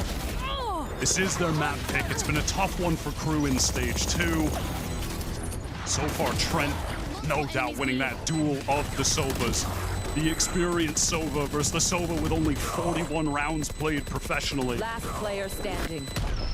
Could learn a thing or two from Trent, one of the best that we've got in Americas. Quick break now. A nightmare, of course, to start for G2. They've recovered significantly here on Ascent. Can they even up the series? We'll find out. G2 managed to navigate it with grace. Now it's up to KRU. That never leaves the pool. It's a map where IGLs have so much experience, can excel. We saw Valen do just that. Such a wrinkly map. Never leaves the pool, man. Turret instantly broken in B main. No defenders trying to swing off that. Big pressure on Leaf now. Okay, Recon's going to be pinging Kesnet out. He needs to retreat to Logs under pressure. Leaf takes a crack and it forces away from Melsa. But it's going to be Trent exploding from stairs. Kesnet, though, bides his time. Was able to find 2 from Logs in the end. It's 3 HP left on Melsa, but Kesnet, oh, he won't be denied. Spike planted. 16 for 7 already in this map, despite being down. Icy and Lone Duelist. What a great way for KRU to build up some buffer, having less of a successful campaign on the defensive side of this map. Good way to get back to parity here with a pistol round win. Yeah, fantastic start. I love that position from Kesnet while the rest of the players are storming into the site. Just plays a bait position in Logs, expecting G2 to try to flood quickly out of that CT smoke. That's exactly what they did. Waited for a sound cue of a flash coming through. Swings at the perfect time. Lovely play. Expecting G2's moves perfectly. All classics for G2. Valorant here still wants to try and at least signal some strength at A. But KRU don't really seem to care. Pushing right past that one-way smoke. Kesnet has full armor and a Vandal, by the way. Another day at the office for your superstar from KRU. Steps away from that recon now, and he might look to challenge Trent. A little bit of damage, he's happy with that, sidesteps it. And now KRU will embed themselves in the site. Ready to draw blood. Great molly. Oh, Trent just ate that for breakfast. Flash as well, just for further delay. G2 would be happy with any damage here, but it's not looking likely. Kesnet building close to those knives already. Going to be cleaned up with ease, but it's after this anti-eco that the real test will begin for KRU, the test for their calling style, with all the players contributing. We've talked so much about it. It's been such a massive shift for them. And against Valen, one of the toughest tests you can get for it. Such a fantastic IGL. But not so far in this series, really, if you at least consider Lotus. We did not see G2 really look decisive at all. They really took the initiative. They gave up so much of the map. Let's see how they look here on what ostensibly should be a bit more of a comfortable setting. And already Trent is on that Odin. Part of the reason that they just go with the classics. Look at the damage on the shot. Gets caught on the cross. Just a sixth sense from Trent for the jump timing to safety. Yeah, you move a muscle and Trent has that itchy trigger finger. Okay, they've come up mid though, so through market, KRU have access to the B side. It's two G2 players entrenched in Boathouse. The rest of them on the way. Taking their sweet time though. This is pretty sluggish from G2. Putting a lot of stock here in Trent to hold this ground, and well, the fight gets taken to them. Now it's a little awkward. G2 with 3 to play with from outside of the site. Valen may as well be in a different bloody postcode. Spike planted. Absolutely ran over the paranoia from Meltzer. Maximum value. Just caught back Boathouse. SMGs at a range like that work perfectly fine, running and gunning. Call that the We Did Special. Economy on the line for G2. Do they commit? We saw them in situations like this on Lotus. Indecisive. Do we save? Do we go for it? This time, they opt to save, opt to not get caught, and bring the rifles into the next. Bonus round converted. Rifles recovered as well. Those SMGs exchanged for the higher level weaponry. And KRU are off to such a hot start on their attack. Away they walk. KRU have managed to clamber back now into the driver's seat of this game. And how easily did they just waltz up mid through market, make that B split happen? G2 again giving up a lot of the map. So much free space, so much reliance on the anchors back there, and frankly, yeah, you've got Trent with the Odin back sight. Leaf, you're going to expect those two guys to pop off. Trent runs this map. Look at this, the run and gun, the shock dart. Even if Meltzer goes down, MTA was right behind Leaf. G2 saved for this round. They saved those 3 weapons for this. 3 suppressed. 3 spotted in towards A main. One way stepped past. Heaven will be reinforced here, at least for Trent, but he's only working with a Sheriff. And Leaf is pushed all the way into B main, so you can see G2, they are stacked and ready for this A hit from KRU.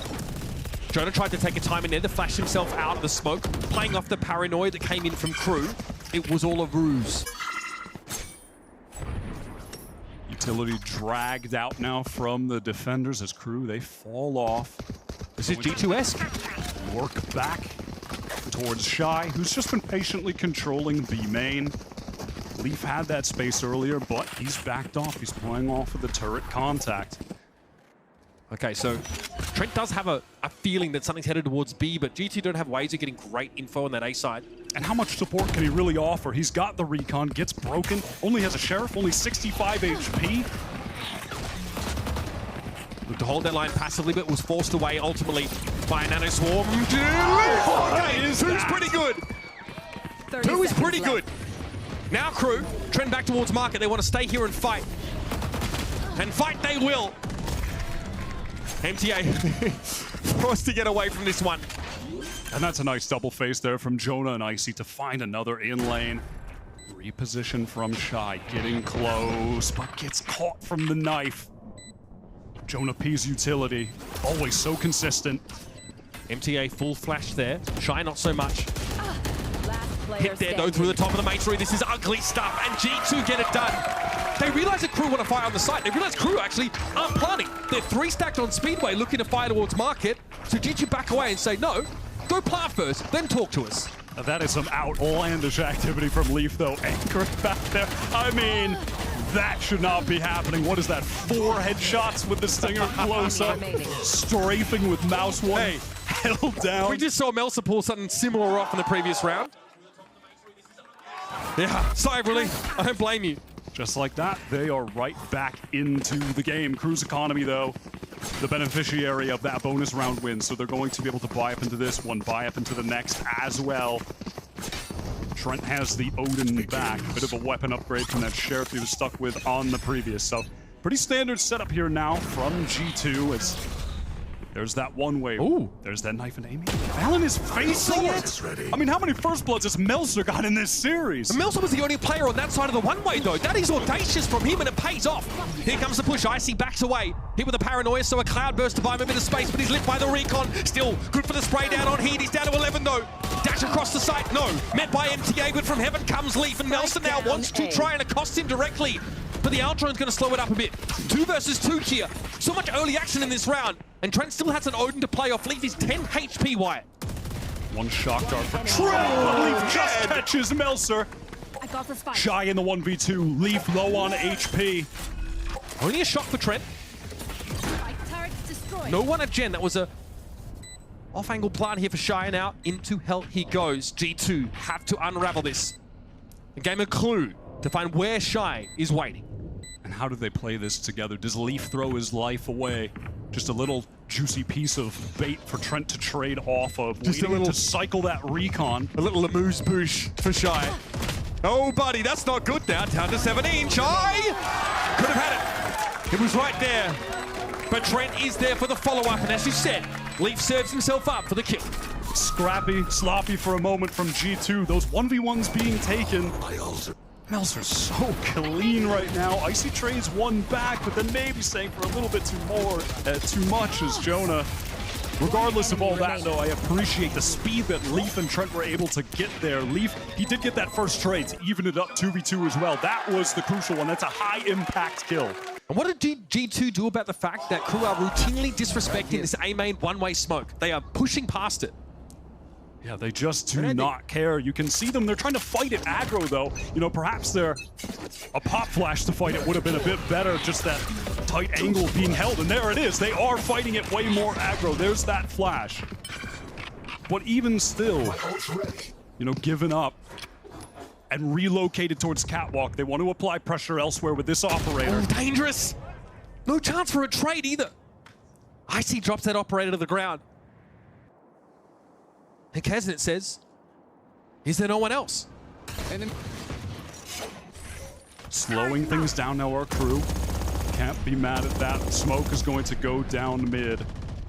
You know, feign that there could be a cross back to B even. Kesnet just stands his ground where he killed Icy previously. G2, they are expecting this pressure on Cat. They've got a bait set up for Jonah in the corner. Oh! Captain by captain, it's Valorant for 2. Jonah still hasn't revealed himself yet either. Sees Melsa cross, he's got to fight too, and he does, it's beautiful! It's a masterclass! Biding his time, so patient. It's just MTA now. Shock in his wake. And that on the faces of the Crew fans here. As they threaten to let another one go begging, and it's Trent once more to deliver the death blow. And G2 finally coming to life on this defense. Listen, sometimes you just take a convenient little spray through the smoke like Valorant did, but I love that Jonah didn't press the issue. Was he ahead of it? You're watching, did just get a little bit of info there on Kesnet. But the fact that Jonah allowed the res to come through, that is a great sell. They had no expectation he'd be there after that. I mean, surely. He's padding his stats, what are you saying? Sure, yeah, just allowing him to get res. Sorry, Val, and that one's admittedly so with that setup. Let's see what G2 are going to do now towards A on this round. It looks like they're going to have a deep recon, and if that connects with anyone, Right here. Trent is going to pop that Hunter's Fury, try to get an early kill. Very passive though for KRU early here. Okay, Icy is well forward. That's one way, I guess, to try and answer that early A-man aggression from Melza. And it's actually Trent with the AWP, who after the recon just rotates to mid, picks up the angle, but will be smoked off. Deploying drone. The alarm bot will be broken too. So KRU applying some big map pressure right now. Recley with the L drone. Initiated. Lockdown going to go in on B. Valorant had actually pushed up into A main and is now going to TP back B. Cancels. KRU have market though. Kesnet might have had a timing here. He's trying to get ahead of it. He was hoping for the window between the two lockdowns to give him the space to deal with Leaf as he returned to the side. It doesn't happen, but Kesnet is still set up in a powerful spot at market here. Oh no. Oh no! They're not ready for it! 2 for Leaf there. The Odin sings out to Funeral Dirge for KRU. They got onto the site though. Yeah, access to the site for KRU, but here comes that Hunter's Fury, going to go a little bit wide. Shy was trying to plant in an unusual spot. To his favor, he will survive, he won't get tagged. And now a smoke cycle for Melser will go down onto spawn. Do they want to play forward? Yeah, they do. That's MTA getting aggressive. The new man for KRU pushed up close, trying to make the play. Shadows traveling. Valorant's about to get busy here. MTA is good for it. Very clean work. Now from CT, the only direction that G2 could come from, and that's a second for MTA. Racking him up. He and Melsa have the crossfire. No need to go aggressive, and yet he wants to. Jonah P, what? For 3! Oh no, they try to double swing. They get so aggro, and G2 were trained on the angles, crosshairs in the right spot. It was G2 to be forced to make a move there, yet it was What is to KRU. stop KRU from just holding that crossfire and waiting? Oh, absolutely nothing. MTA already made such a great play. This push-up totally caught Valen off. Look at that onto Icy. Prediction, seeing the dash. And then it's a 3 versus 2. One enemy remaining. Oh, look Last at that player from standing. Jonah. Starting to see some excitement from Icy, who in the first map was head in hands. Talk about letting the game come to you. That is exactly what G2 want in a situation like that. And KRU, those old tendencies, bubble to the surface at a pivotal moment. Still a buy here, but not much else to work with. Shy, already down to 87, no armor. Doesn't matter, he can still click. Leaf completely caught off. Kesnet just barreling through tree. All right, Icy and Valen try and turn up the heat here, but now it's down to 2. Jonah again, getting involved. Nice for Kesnet. Spike out in A main. Kesnet needs to cross this gap. 1 is good. Has the dash away for the second. And has those knives put away for the time being. Oh, buddy. Just a pistol. 1v2 for Jonah. And some things are inevitable. Despite KRU being down, winning or losing, Kesnet is just going to drop a bomb. He's 20 and 11. What a shot that was with the Blade Storm. Turret takes contact for Shy, but Jonah doesn't overswing it.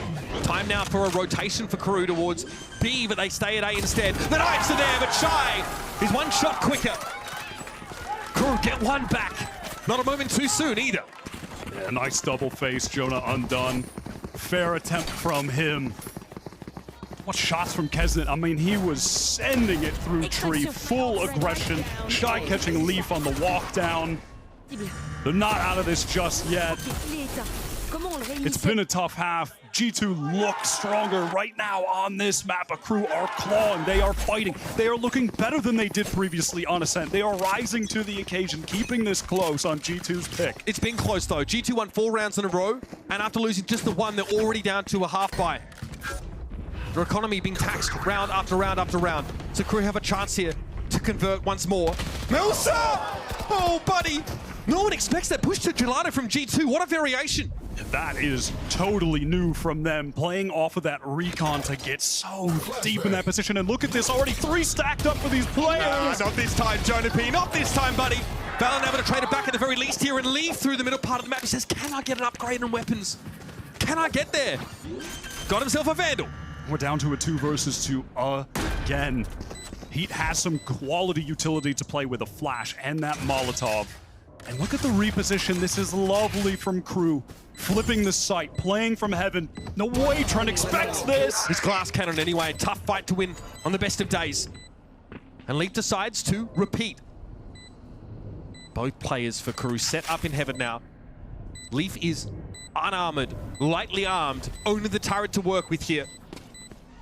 Nothing but a dream. And MTA plunges the dagger into the heart. KRU find their 10th round. They're playing with such a decisiveness on the attack right now that I love to see from them. Oh, and Meltzer trying to jump, he just gets caught. What is that decisiveness that they lacked previously? That they lacked in their first 2 matches of Stage 2 on attack, where this IGLing, free-flowing system between all of them just often, you know, shy so close. So you could see a clash for the ult orbs. You could see a situation, and G2 are predicting KRU's attempts to get one in the hands of MTA. You know, be ready to spam that with the Odin, fight that in B main. There is a defensive pot for G2 over at A main with 3 players. A very deep 0 point, maybe to try and scout out the cross to wine. And that's some good utility dealt with already from the KRU attacking side over at B. They break that turret that players will swing off of that gets that contact information when you're walking up into that area of the map. To get that recon out of Trent there as well. They're going to fall off now, and G2, look, they are aware. Yeah. They are confident in playing towards mid, focusing towards A right now. Same angle here for Icy. Holding that cubby spot with the operator. Unlikely to see any action here. Line up with the 0 point. It's going to drop in. Ult orb for MVA. He's going to go for it straight away. MTA. Perfect catch. Hunter's Fury shut down. What a great 0 point from G2. That's dirty from Jonah.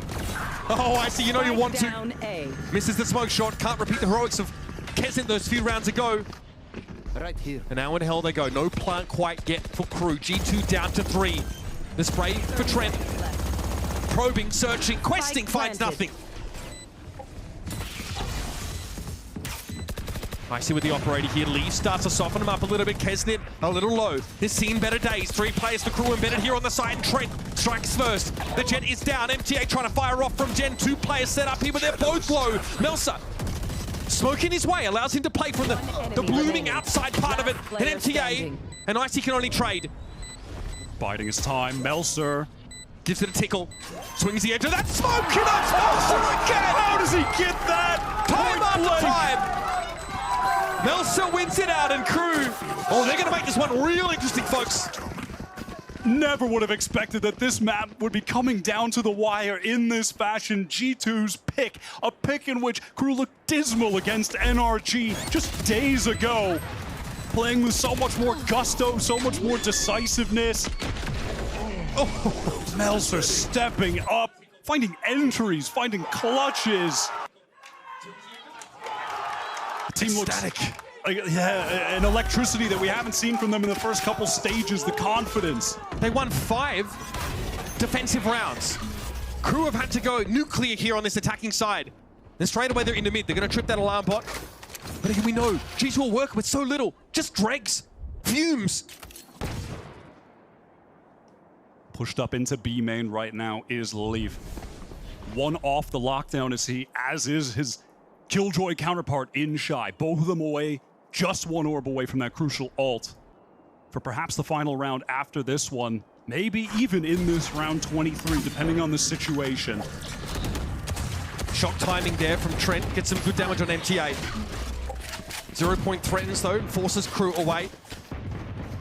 This is so good from them. That pressure in B main, it's given them the information. They know that forcing them off, it's probably going to A. Look at this rotate from G2. They are on their way to heaven already. 2-Tree trying to beat them to the punch. Straight through the smoke. Spike now loose. Kesnet forced to back up. He's suppressed for a moment, but Heat's already onto the site, and Valentine expecting him to be so deep.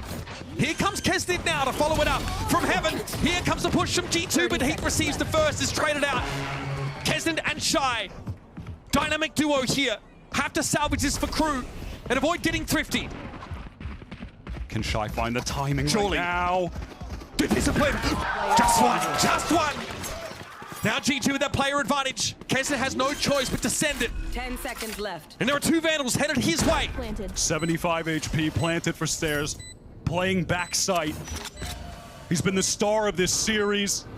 One of the best duelists that we have in the world. It's up to him once more, a pivotal round here.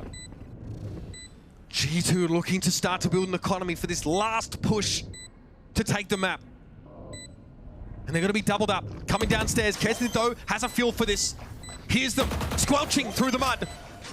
A shoulder peek, just gets a look at Trent, then tries to take the fight proper, still needs to be safe about it as Icy's going for the defuse. Does he know? Does he know?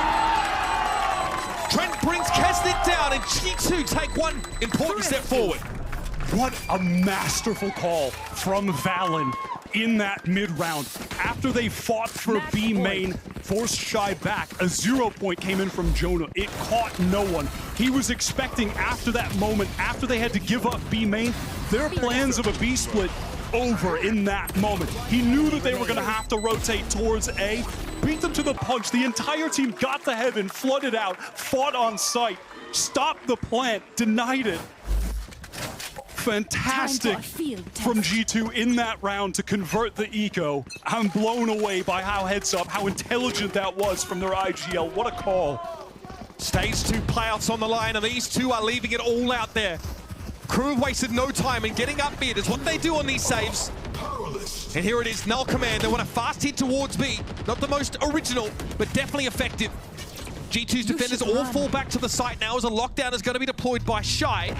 And they're going to have to sheepishly get out. They're going to cross by Heat in doing so. MTA and Heat have the timing here. They have completely unraveled G2 so far. What lockdown timing. And frankly, a misplay from G2. Do you really want to stack that site against a lockdown? They've let it go. Okay, Jonah. Okay, Jonah. Down 3-1 with an 8. And Crew have secured themselves overtime. Null Command and lockdown. Completely batters G2. What an attack half from them overall. G2 caught in the net of that lockdown. 3 players anchoring back site when that's active. It's just disastrous. They're forced to run out. They're caught by that crossfire, by the split coming in.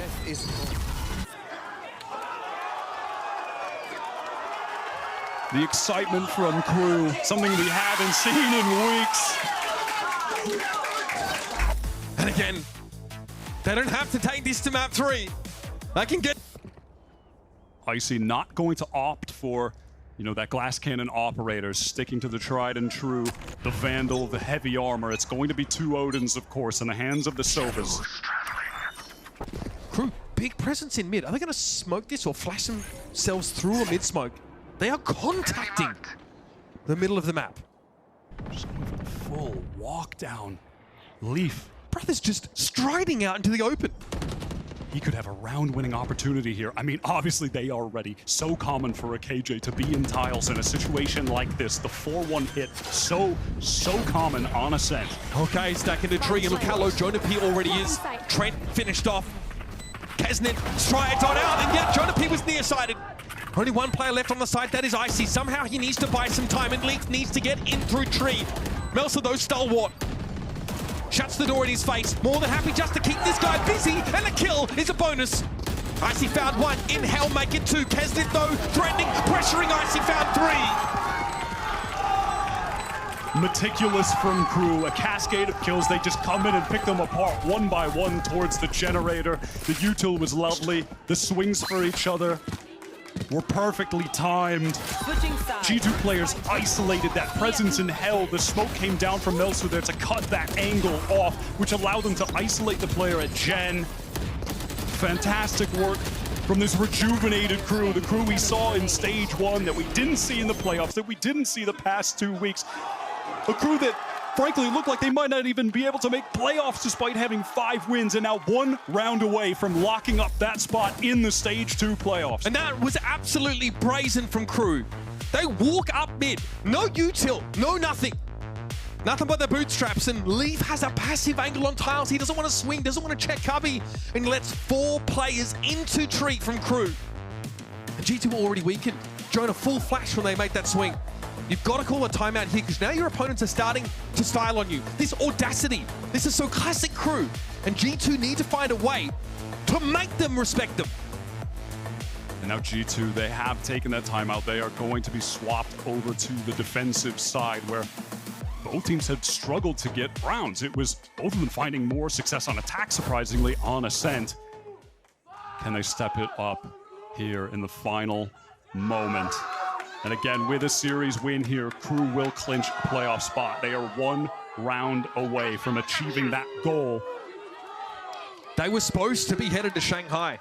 They were touted as one of America's strongest prospects at that international tournament. They don't even make it. They fall to G2 in those upper semis and then lose in the lower bracket. And that's when things get a little dicey.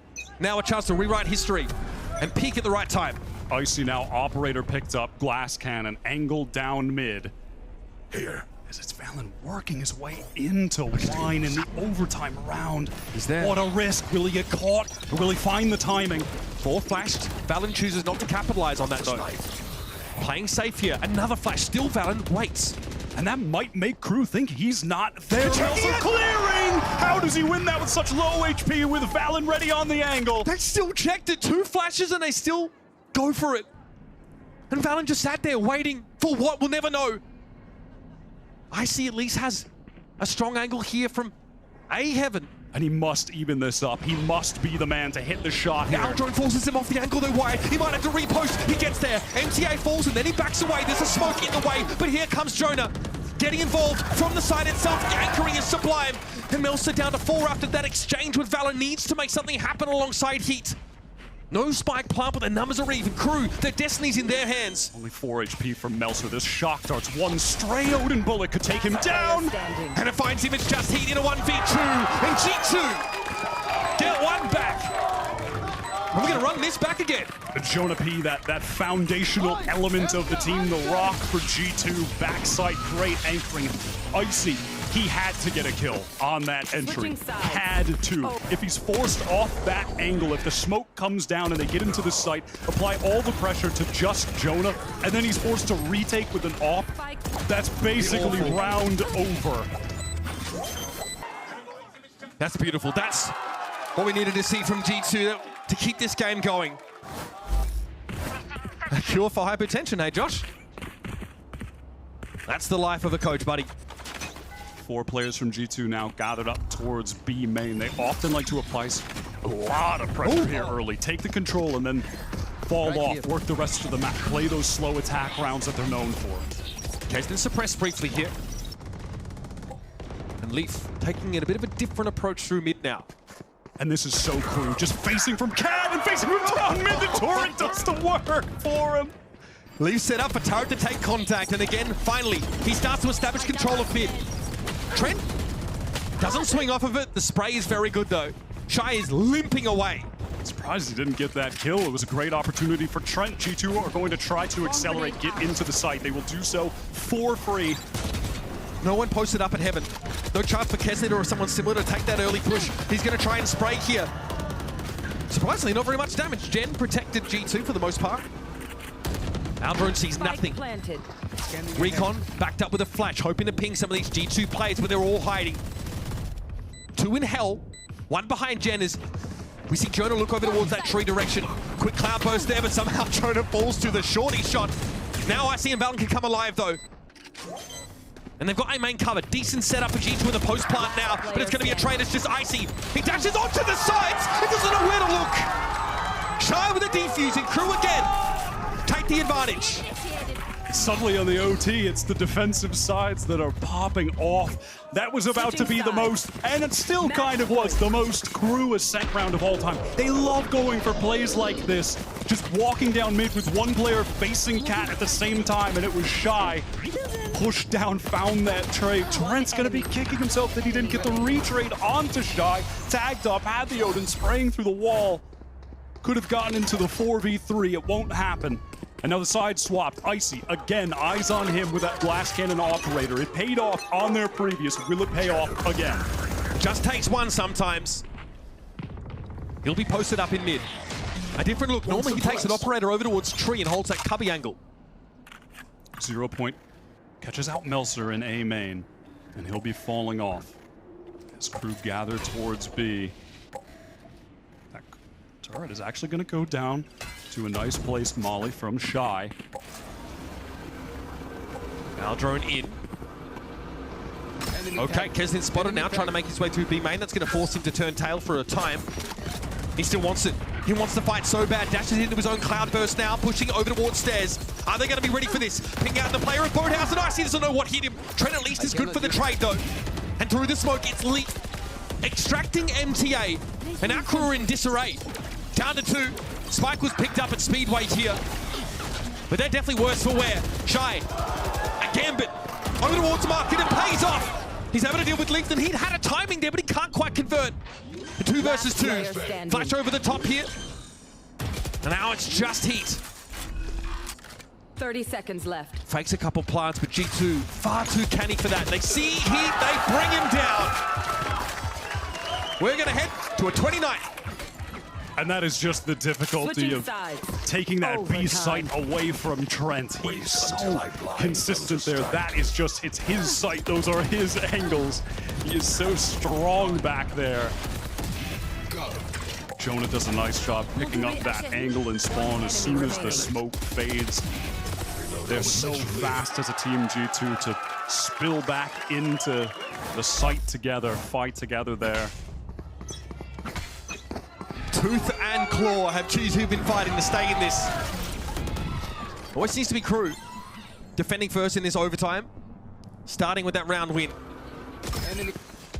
MTA sees much there, as Leap is playing pretty passively out towards B lobby.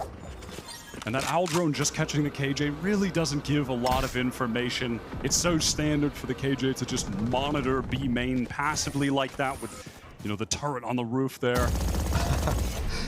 Wishful thinking, gets it, actually takes a stray bullet there as he jump peeks down mid. Now G2, it's a pretty lightly held tree here. In fact, yes, he just gives it up. Doesn't want to face it on his own, falls back to the site with Melsa. Shocks, okay. Give him a bit of a tickle. Melsa though swings that left-hand side, it's going to be traded. Heat tries for one as well, but Leak doubles down. Valorant has that A main position, but is concerned about a flank right now. It's Kesnet from upper and Tooth from tree here for Crew. And here's that lockdown. It's going to force the issue. The spray though, it's good. MTA knew exactly where to look. Kesnet sees an arm! And G2 lose a player. Now again, they have to play from hell. This time though, they're good for it. Shy forced to drop down to the 1 versus 2, and they are grouped up. How do you win this, Shy? Bit of spray. Put the fear of gotten him. 1. Can he find the second? That would have been extraordinary. But G2 convert, and Valor was waiting the whole time. Never revealed himself in A main there on that split. Match point. A lot of mid presence shown from G2 into that A side split through the tree. Got there with no trouble at all, and Leap stepping up with massive impact kills. It's been a quiet series for the G2 stars so far, but stepping up in one of these crucial OT rounds to find the entry and even pick off a trading anchor in this site. That's so nice from him. This time around, Kesnet is not jump spotting mid. I imagine if we go back. Icy as well, we know him to want to play from tree. And he'll be there. Again, no glass cannon operator, very much just going for the rifle here. And look at how active Trent is at just being this thorn in the side of anyone who wants to dare press up into B main. The Odin spam never stops. There's shocks coming in. As soon as that drone was heard, shock for the drone solo position where he stood still. But Crew, they pivot fast. They are going for the A split. G2 look in flux right now. They're not quite sure how to set up over on A. Icy's going to be forced back by these smokes, and there's no real heaven pressure. No angle posted up for G2. So they're full retake mode right now. This is the first OT round where Icy has actually bought a Vandal on the defensive side. It's going to be good for this retake, much better than the Nob. First from Jonah. MTA living dangerously, real dangerously there in heaven. Flash out now towards grass. Nobody from Crew shows up. We are in a post plan here. G2 do need to act. It's MTA. He can't hold it down. Leap runs him into the ground. He wants to push up here. It's going to be Melsa and Shy. Verse 4. They've got to find the timing. That's a good one. There's still 2 players set up on Heaven and Shy trying to go for a wild swing. He gets it. Has to win this out, and he can't. G2 staying alive. Their hopes of a playoff burst still very much on the table. Tough for G2. The form that Crew are in, it's their favored map here. they're favored to close this series out and make their way into playoffs. We loved KRU. They played very well against the double duelist style of NRG. They dealt with the trap plays effectively on those attacking rounds. See what they have for us here. They'll be starting on defense. And a Viper wall there just to cut off that heaven for the attackers. We go up mid. Quickly, look at this crew pushed all the way out of B. Man, the paranoia is used bottom mid from Melser. Interesting decision. It's all the way through fence, meeting up with Icy, who's controlling towards that A ramp. Yeah, KRU have entirely given this up, right? MTA gonna be stacked up with Shy now as G2 want to make their way down to the side, but not, of course, before leaving a skeleton crew in heaven to deal with this. Here's the flash. 4 players for KRU. Bustling on in here, but Leaf's on the other side of that wall. Can they route him out, or will Leaf find the timing? Always the timing. He will. Always the timing with this guy. Just the one wire, but that's going to have to be enough. Valorant clears the bomb buddy and now retreats to elbow. This is going to get ugly. Melser was quite far away, actually, watching for potential mid-flank, so a little bit of time wasted waiting for him to meet up. They're going to smoke off main and now work their way, splitting from main, from screens. Trent took a tickle there for sure. MTA out to the edge of the bloom of the smoke. It's going to be Icy now to step up in his stead, and he delivers. That's 2. The duelist now stands tall for G2. Trent gets the job done. You gotta feel good about that start. Bully up mid into heaven. Convert on the A side. Excellent there from Icy. Not always the flashiest duelist. We talk about him being that system duelist, and he really is. But he will have his moments like that. He will find high impact kills. First bloods for his team. I mean, that second, what a shot onto Heat there. Trying to pinch onto him. Most of the time should be getting traded there, less for a crazy shot like that. G2 open things up nicely on split, and KRU again. An aggressive move early, pushing all the way down mid. Trent with his eyes on it. If you watch 2 VODs of KRU's, you know they do this routinely. Straight down mid on the save round, but Trent takes a licking. He's going to now try and rejoin the rest of his team. He got the spike there, so couldn't afford to take any risks. And he got more than enough info to allow Valorant to call for that acceleration into B, knowing the site would be free. And now damage is the name of the game for KRU. Can they take any guns away? Icy got around the corner before the second stage of that nade hit him, but Melser, sneaky, set up a mid there, brings Leaf down. Jonah P and Valorant can play off this, can sit inside B main. Attacker's smoke there, breaks up the side. Dropping now down into hell. Jonah P checking heaven, but all of KRU have got boots on the ground right now. Nice timing for the fault line. Icy wants to capitalize, and he finds Melser sat on his own in the smoke, stunned up. Now they can double swing this, and they get mowed down. Their stingers go to work. Putting the Hornet Queen to shame. And G2 get that second. Nicely handled from Valen in the end. I like that decision to actually fight forward, not give up all of that space. You know, they were playing a dangerous game with that low HP that they had. They didn't want to give up any more weapons. That was... They're making use of that breach setup. They're saying, okay, we're gonna fault line here. There's no way they're not sat on the other side of this because we know they're not in heaven right now. They've dropped, they're gonna be stunned. We need to take at least one through this mode. All of those players from G2 were less than 100 HP. They really could have lost a lot of weapons, but now they have a good bonus round coming into this. Icy is close to that showstopper. They're gonna go and get him that orb in B main, surely. KRU so lightly holding on to B, right? They have just MTA up in heaven. Still, gonna contend with the tripwires here. Aftershock to try and clear that drop spot now, and MTA from Rafters. Okay, Icy segmented from the rest of his team. Fast on the float, our KRU. Look at how close Kesnet is right now. Does he really want to swing that and satchel off? Bold from Kesnet, but he is feeling it. He has dominated both maps. Win on Lotus, loss on Ascent, doesn't matter. This trip is a nuisance. Eventually that can be cleared. Poison Orb, of course, blooms, but Leaf has gotten through it now. He can be the cat amongst the pigeons. Looking to get into heaven now as there's a bit of a fake over on B. Valen trying to sell it. Keep KRU interested at the B side. Melser just spotted the barrel. Knows that Leaf is there. Picks him off with ease. I like the transition out of the low ground, but the cat's definitely out of the bag here. Now Melser will wait on the other side of the smoke. He expects contact directly through it, and he gets what he asked for. Trent falls, left. and now it's going to be all down to Valen. Spike is loose. He's got to fight through these smokes. And again, he's got nothing but a stinger to work with here. Diabolical circumstances, but G2, it is their bonus. Now I'll be waiting on Valorant to stand and deliver at some point. He acquiesces. 3 for Melsa. The micro reads from Melser, sublime positioning there, just spotted out Leaf, played that patiently. Free, easy kill, slips into the smoke at the perfect time. A second free kill to close that round out. One enemy remaining. Patient and makes it look oh so easy to convert that anti-bonus with all 5 players live. But up until he sees that barrel, Crew definitely think that it's still a B here. 4 players are still over on that side. Yeah, it was that cell from Trent, the Prowler, that went into male, curved into B heaven just a bit. But of course, that was the bonus for G2. This is their full buy, and with Icy showing a bit crazy so far and feeding him those ult orbs, yeah, just that. He has the showstopper available. Horn popped by Shy. Okay, now we do have G2 starting to trend upward. Perhaps Crew are anticipating a Satchel showstopper plunge up mid, but Jonah has the fault line set up to catch in the mail by the looks of things. It's re-smoked in mid. Here comes that showstopper. Icy is on the hunt. The fault line does catch Kesnet, but he still slinks away. Do we check rafters now? MTA set up there. I thought he was in cam. It's a trade. Satchel out. And you'll definitely take that trade if you're MTA. Not so bad when there's a rocket in your face.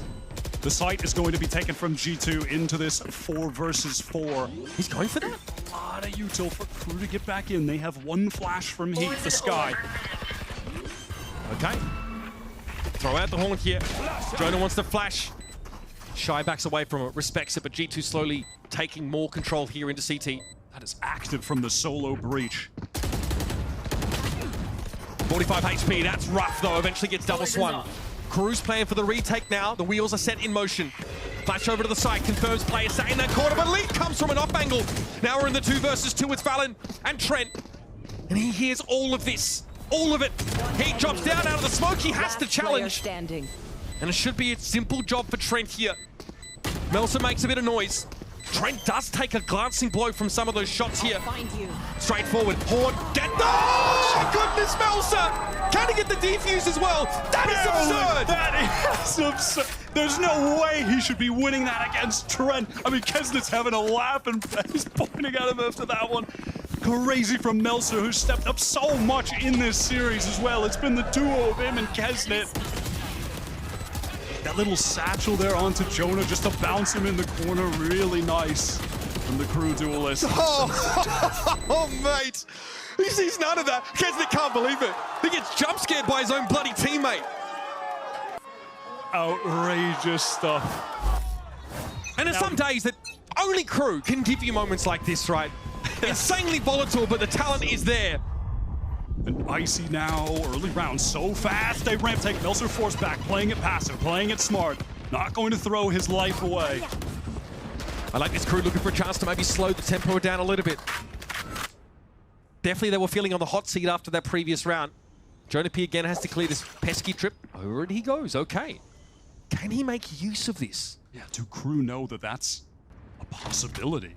I mean, a trip like that, to get information, you should not be able to jump over it. Did Shy hear something? Perhaps that's some of the Cypher inexperience from MTA showing. He has played quite literally 21 rounds of Cypher professionally only.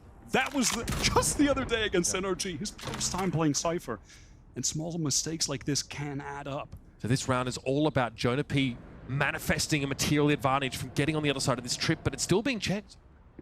Maybe there's a sense that they know. The Crew know that this trip might not be set properly for them.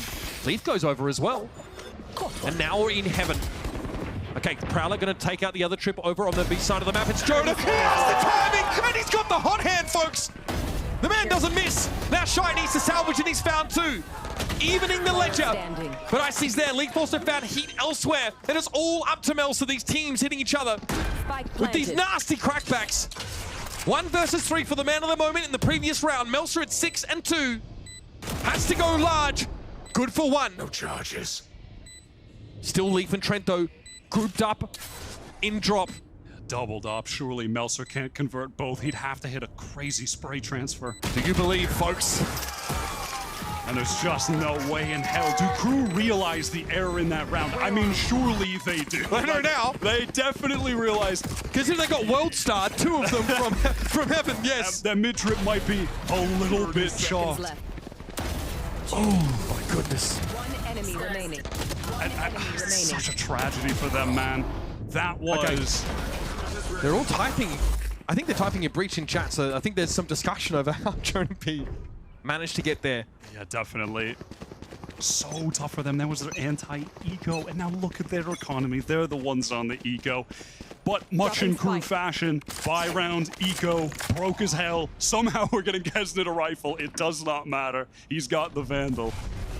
This time, though, they don't just plunge down mid arbitrarily. We sometimes see this from crew. They may be a little unimaginative on some of these half-buys or these ecos. They are going to be grouped up there. Yeah, clear that close corner for G2. And MTA, Kesnit going to drop to the side here. Crew rotate pretty quickly out of vent. They cross mid with the cloud up, expecting that B hit could be coming through, but G2 slow things down. They're a slow team. We've talked about that a lot. They give Allen time to work. Okay, so Melsa joins the party at B here, and G2 say, you know what?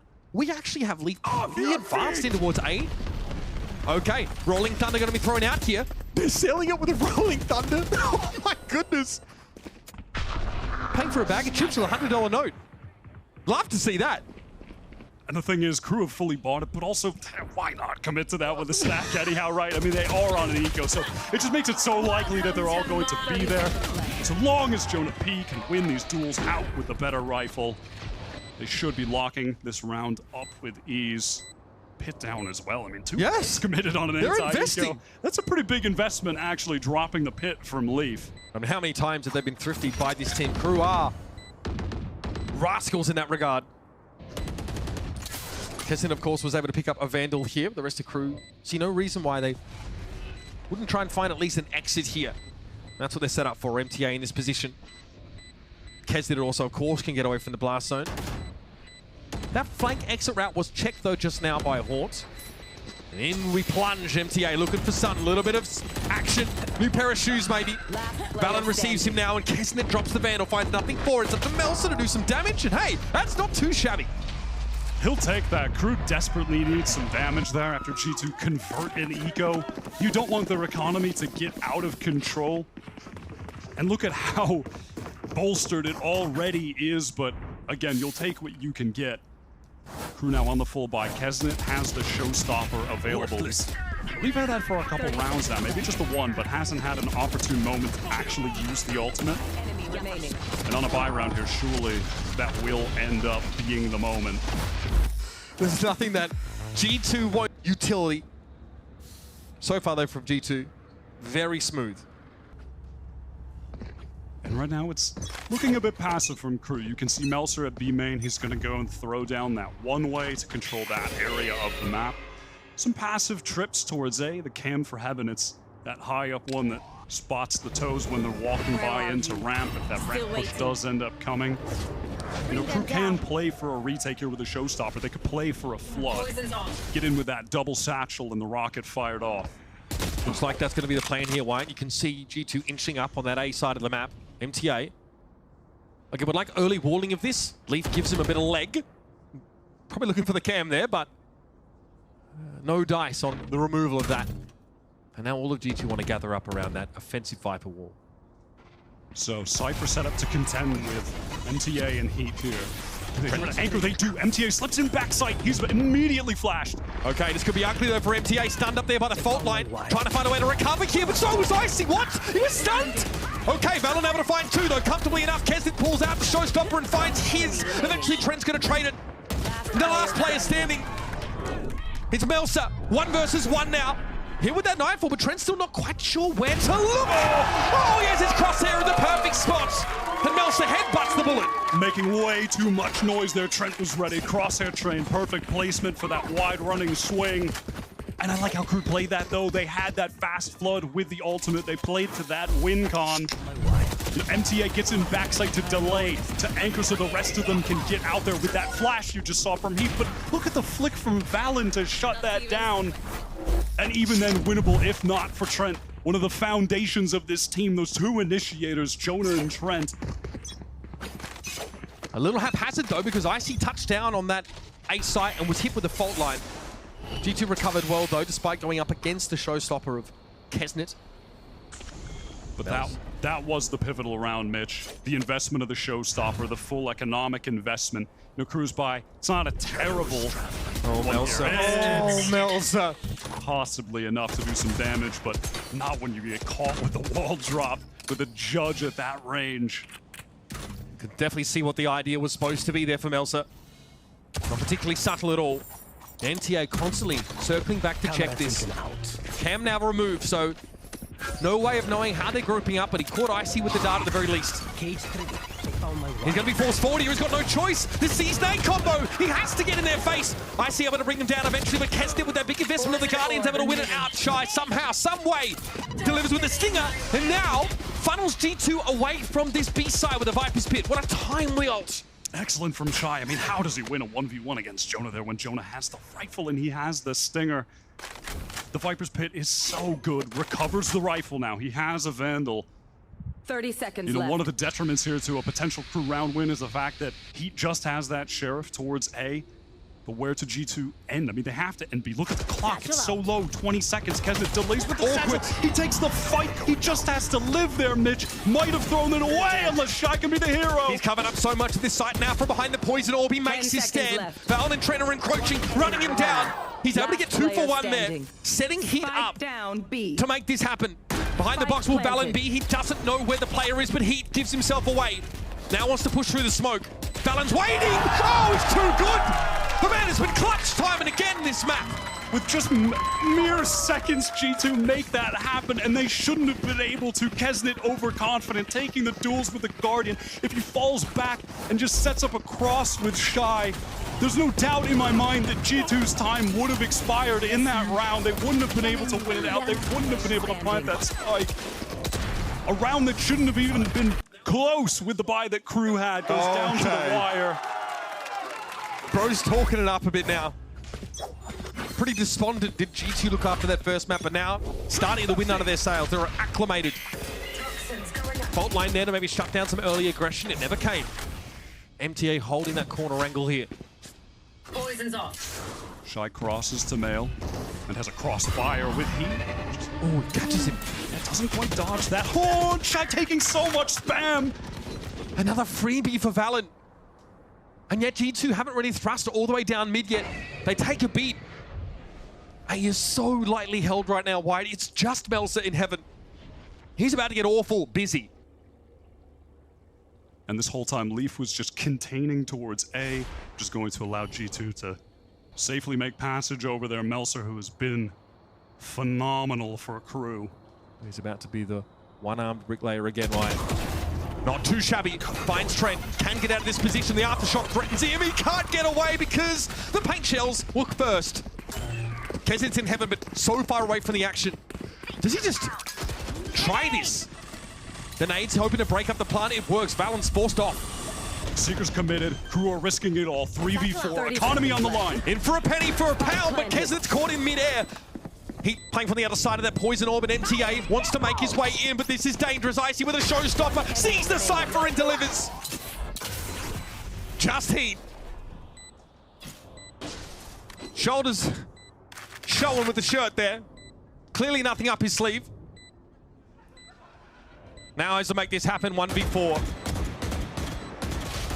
Well, we all have those days.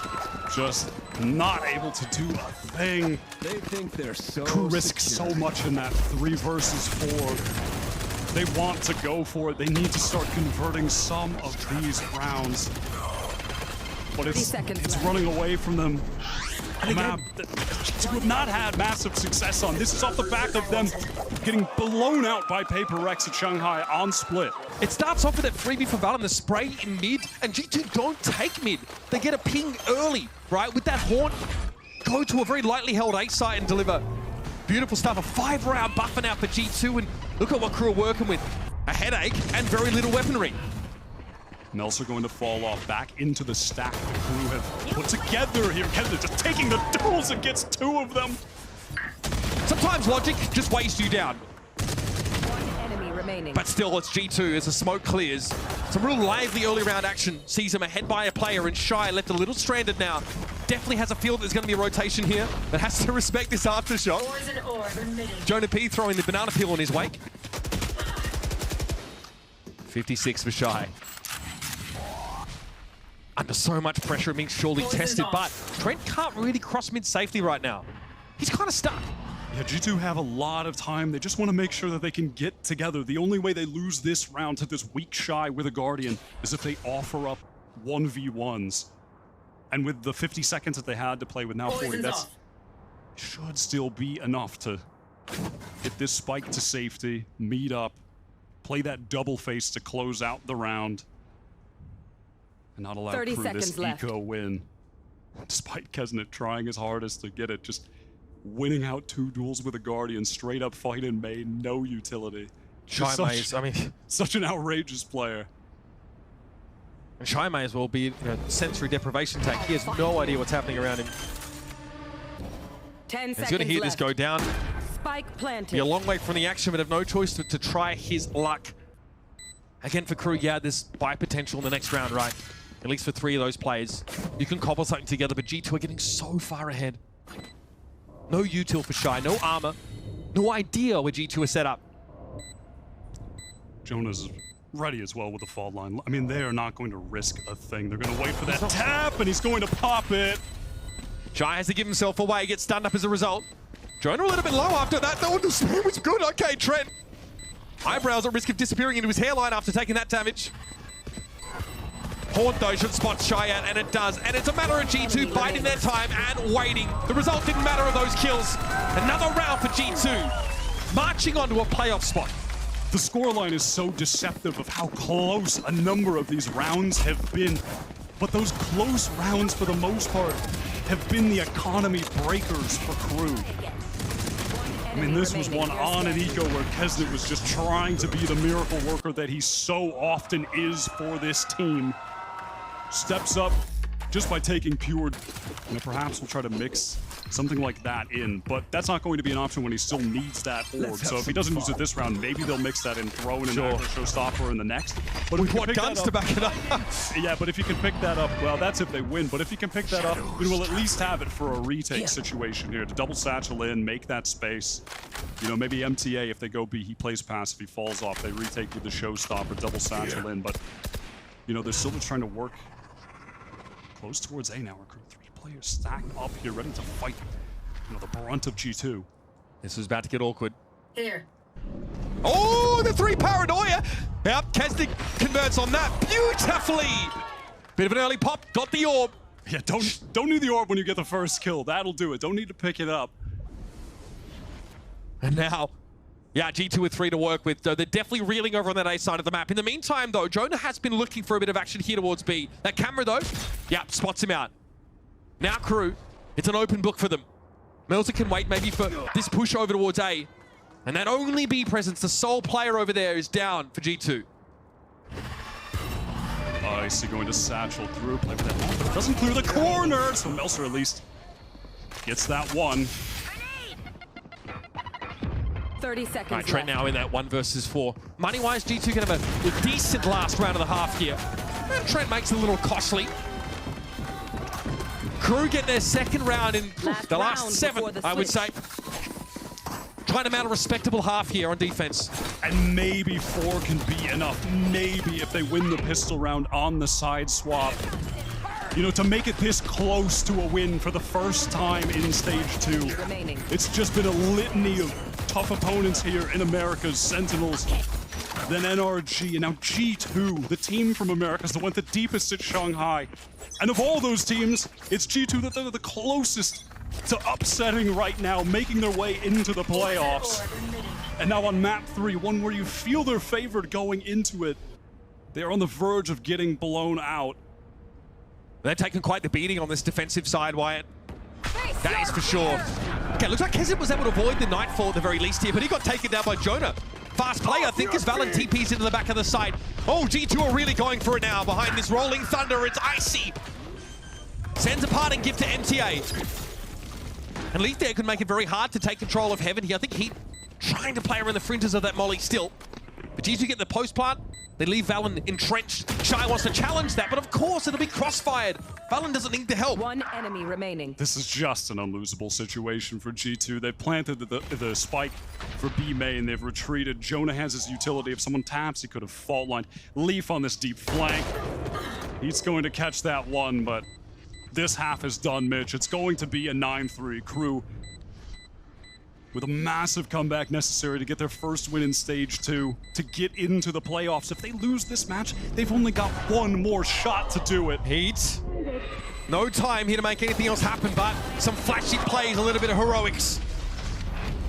Maybe something to make the spirits a little bit more buoyant, because it has been a brutal start for them Switching here on sides. Split. A decider in this series. And there's nothing more G2 than to show this level of mental resilience where they get blown out the first map, win a close ascent game, and then roll on the third map. This is how every series at They said Shanghai that. went. I swear to God. I mean, Valorant said, I wish we started stronger. This is how every G2 series goes. You just cannot count them out. They will always come back. Some moments here from that previous half, of course. Icy pushing in behind that. Rolling Thunder leaving Valorant entrenched on that side, and he dealt with all comers admirably. 3 rounds, 9 of course for G2 on that attacking side. They've got to be happy with that. There were some variations in pace here and there, some good mid-pressure, but now... To really crumble here for KRU, Mimi. Yeah, this round, I think, was the breaking point that started this Not the half. tripwire. The tripwire is placed a little bit too low. MTA hasn't played a ton of the Cypher. We only just saw his first game on the Agent, and this mistake snowballed. Jonah finds 2 kills. G2 follows this one up, and then this... Series for G2, such a brutal start for them on that Lotus map. Only 4 rounds, and then they claw it back on Ascent. Looks like now finally they've built that head of steam. They have slow starts is what they do, but now they want to close things out. 9-3 as they go into defense on the pistol. Cam from MTA will get that tag onto Valorant, so I'm going to allow KRU the information to take B main for free. While Shy tries to work his magic on A. Valorant taking that first peek into Paranoia. Valorant wants to play close here. Oh, great work there. Kesnet forced off that line entirely by the Aftershock. But Melsa through the Cyber Cage. Is he going to get rid of Valorant? Ugly, ugly. All right, Leaf here from Heaven's going to try and drop down through that smoke or wait it out. It's going to be renewed here for KRU as they don't yet have a plant. They don't yet feel it's safe to cross. The Prowlers will confirm their location behind the pillar. Shy considering a flank, but just going to meet up with his teammates. Another Playing fake. that smart, playing to their man advantage, just going to try to trade this thing out. Haunt now regenerated for Trent. Leaf still unsure about how to navigate the smoke. The kid's getting renewed and all. The flick had to be there. Great correction by Trent, but still B. a 1-for-1. Now it looks like KRU feel like they're ready to go for this. Giant death footwork here. Leaf trying to cut it up into 2 1v1s, but can't get rid of Melsa. And KRU, much needed pistol to start their attacking side. It always feels silly to say when a team is down by a lot that the pistol round is much needed, but it most certainly was. And I love how that was played initially by G2, that Aftershock and Valorant immediately swung wide to the left off of it. But it just took them too long to convert that kill. There were just too many bullets fired, and Jonah caught reloading. Shy taking advantage of that audio cue. And it gave them the man advantage to trade things out one after another. Nicely handled from KRU. And now, can they just convert this anti-ego in smooth fashion? All right, G2 assert themselves here at B. They turn the play for the orb into a bit more of a pop to take this map control, and MTA is... he doesn't want any of that smoke. Get out of my face! My man is on Oh! the He'll take that, and now Melser. Oh, The okay. stinger for the bait. All right, he'll get 2, and Icy gets a couple, but of course, that is why you just run that one player with a ghost. So if they do go down on the lurk, it's ultimately irrelevant. You're not giving up any serious weaponry. Well, G2, subtle as a sledgehammer in this round. If only they were remotely as effective. Spike planted. Just Icy with a stinger now. Takes a decent licking from the paint shells. It should be going down any moment to one of these KRU players. Honestly, let Kesnet get that kill. Get him another orb. He's got the most. Get him right now, rolling, 3. you know what I mean? Get him rolling. Get when him you chirping can. up a little bit. Get off to a hot start. Get that snowball rolling with the economy, with the ultimates to get back into this game against such a formidable G2, a resilient G2, who got destroyed on Lotus. It wasn't even close. They didn't look like themselves. The fundamentals weren't there. That team play that they're known for wasn't there. A team that has always been you know, the whole greater than the parts. Some of their parts, absolutely. That's always been the G2 way. And it wasn't the case to start this series off, but they are right back into form here.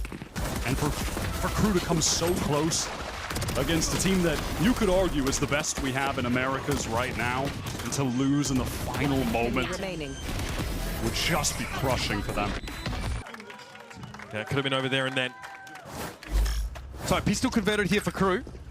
Now into their bonus, it is 3 proper rifles to bring into the fray. G2, of course, armed to the gills, ready to get back on the winning side. And that one way, of course, would slow them up a little bit because it really respects these things.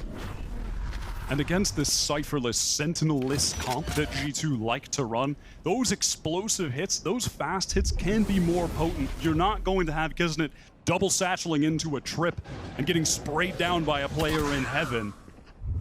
To some degree, G2 feel they had to be proactive as a result, right? Play off the paranoia if they can. Get information consistently with those prowlers. They need to know where KRU are coming at them from. They can't get free info from a cam or something similar. And G2, they do love to play for their retakes on this map. That is one of the defensive advantages of running the breach, getting back in with a fault line after shocking a position. Heat caught inside the C's here. Leak was hoping to capitalize and spray a little bit. Blinding. Paranoia was male. G2 playing further back than KRU were expecting, though, not affected by it, but the smoke may keep them contained here on that stairwell. Valorant doesn't want to challenge this right now. Counter smoke, I like that here. This is slowing KRU up as well. So much delay utility, the paranoia fault line in tandem. That smoke again from Valen, and it's allowed this rotate. Look at the top of the map there. The discipline from Leaf as well. He doesn't go into ropes and try and test this from the other side. No huge mistakes here for G2, and they're burning the clock down now. And they're starting to hold the torch to the feet of KRU. They're running out of time, and it's just shy. And the spike, of course, a long way away from him. G2 bide their time. They wait for a chance to get that gun round, and they reassert themselves here. And the amount of times in this series, Mitch, that we've really seen on display that cerebral mid-round play from G2, calling from Valen. Just a pure, silent contact back into the B site to set up lovely crossfires with Icy taking that initial peek. If they drop to ropes, Valen is there, picked up that angle. And then the two of them at the same time, double face to clear out the B main player that was, of course, going to come on that split. I mean, it's just lovely from them. So consistent. Here's KRU, of course, still able to get weapons in their hands now. Frantic picks across the middle part of the map here for KRU. An early trade here, both races down. Aftershock for Jonah, try and syncopate this a little, slow it up. KRU chomping at the bit here for some more action, but again, G2 will pull back. Love to tease. Yeah, opting to play this a little bit more passively. A smoke from Valen was actually sent all the way across the map into A main. Now, a probe down mid from G2 would be uncharacteristic of them right now. That's what KRU is set up for, but they're unlikely to get that. Unless it's for 3, I suppose.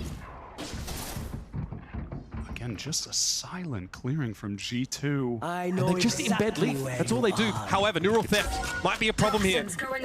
A wrench thrown in the works forces G2 to split. They get pinged out heading towards the A side. They might still head that way. They clear ramp with the Prowler. Oh, Buddy Melsa appears right in front of Jonah, who then follows up with a flash, disorienting Heat further. 2 players from G2 now spamming through that smoke in heaven. And it's only Shy again. Spike down. The unenviable task of rotating into a 1v4 with the spike across the map may as well be in Timbuktu. Unless for just a miracle from Shy, KRU are going to be relegated to the Eco. It's going to be 11 for G2, a chance to get to 12. Lock up that guaranteed OT if KRU make an all-timer comeback. Shy's gonna go for it here. 10 seconds left. He himself can still buy in the next, but the rest of his team, not so much. He'll get Trent. Is that enough for Shy? Never. Jonah now steps up, of course. Yeah, a couple of more guns getting taken away. Okay, Shy for 3. Not too shabby. I want to point out the money, though, for G2 is good enough. That doesn't really bother them. No, absolutely not. I love that moment from Jonah, that precise timing, aware of Melcher's eventual teleport into backside. That is always going to be that teleport position for the Omen. Either there or a little bit further in the corner, and it's just the exact moment walking around the corner so Melser wouldn't cancel. That's so nice from him. Isolate and And exterminate. then look at the shot he buy from KRU. Yeah, we knew it would be a little bit ugly. They keep that rifle for Shy. Kesnet's going to get one, of course, often being facilitated. Smoke's traded here in towards B main. This is awkward. Okay. Trent gets caught out there by MTA. Do they know that Icy's been left behind? It doesn't matter. He can't get involved. He does get the audio cue of the two players falling back, though. And now Leaf might get caught by Kesnet, and he does. Big player advantage for KRU. They have to convert this to make this comeback a reality. Okay, Icy makes his rotation here. Maybe hoping to quiet the showstopper. Kesnet has to go up the road to this. He has to try and get value. Makes the sound. No one around to see it. Now they've truly cleared heaven. Icy having to deal with the Trailblazer and the Bomb Buddy as well. He had his hands full there and has to back away. Now to the side, KRU have gone. They are swarming over it. Player in screens, two players still trying to fight into heaven, but Jonah's done well to make a way. KRU have planted for heaven, and it's all about Shy on this reflank, finding a timing, not going down, but he does. One on site, one elbow, one in drop here for KRU. Decent setup. 3 versus 3, and G2 now in the retake. Fault line. Can they capitalize? He has the off angle, but Valorant checks it. He always bloody checks it. Now he'll surge forward, but MTA sprays him down. It's all for Jonah to do. He doesn't have any flashes left, but he's able to take a 1 versus 1. Kesnet overheats, and now the Rolling Thunder is going to catch MTA. Nowhere to go, nowhere to hide. You're on Jonah P's wild ride, baby. Another inevitability is just Jonah P winning clutches on split on A. How does he always do this? The Rolling Thunder is beautiful, and it was almost the newcomer MTA who were looking to step up, fill the shoes of Klaus, and be the guy for KRU, but just unable to do it. He tried so hard. That first Sheriff shot, look at that. I mean, the speed there, the reaction time is just sickening. They can't convert the 5-on-3. Little mistakes made. 4K for Jonah P. And I love that Valen checks his right. He knows the fault line has got him covered on the left side and elbow. Pain for KRU. A paltry 5 rounds here so far. They bought up into this at least. 3 ults up for G2 though. Leaf with eyes on mid right now. Playoffs on the line. Pushing closer into Mail with Valen. Icy pops it, he's going for it. Who's set up in mid? Kesnet's already down. He sees heat in the classic corner. Tries to satchel Shy. Doesn't get anything for it. Jonah, so ready. Eats up at MTA as he moves up. It's just too many angles for MTA to clear. And at this point, G2, they have made the playoffs. Unless Shy and Melser can do the unthinkable. And it's only right that G2 do just that. I mean, we have two teams here who have been on the opposite trajectories. KRU, stage 1, an indomitable force. They made it to the playoffs, knocked out by G2, who made it to Shanghai. No one expected that. And KRU so close to revenge against them. But it's just not going to happen. 30 seconds left. It's Melser with the paranoia and the ability to re-smoke heaven. They're going to take that first. G2 is so distributed across the map. They have Nightfall as well if there's an attempt at a plant. Trent can hold this line. He sees Shy, backs away. Strict discipline here. And that's going to be it. Surely G2 return to Americas. Remind the locals of who they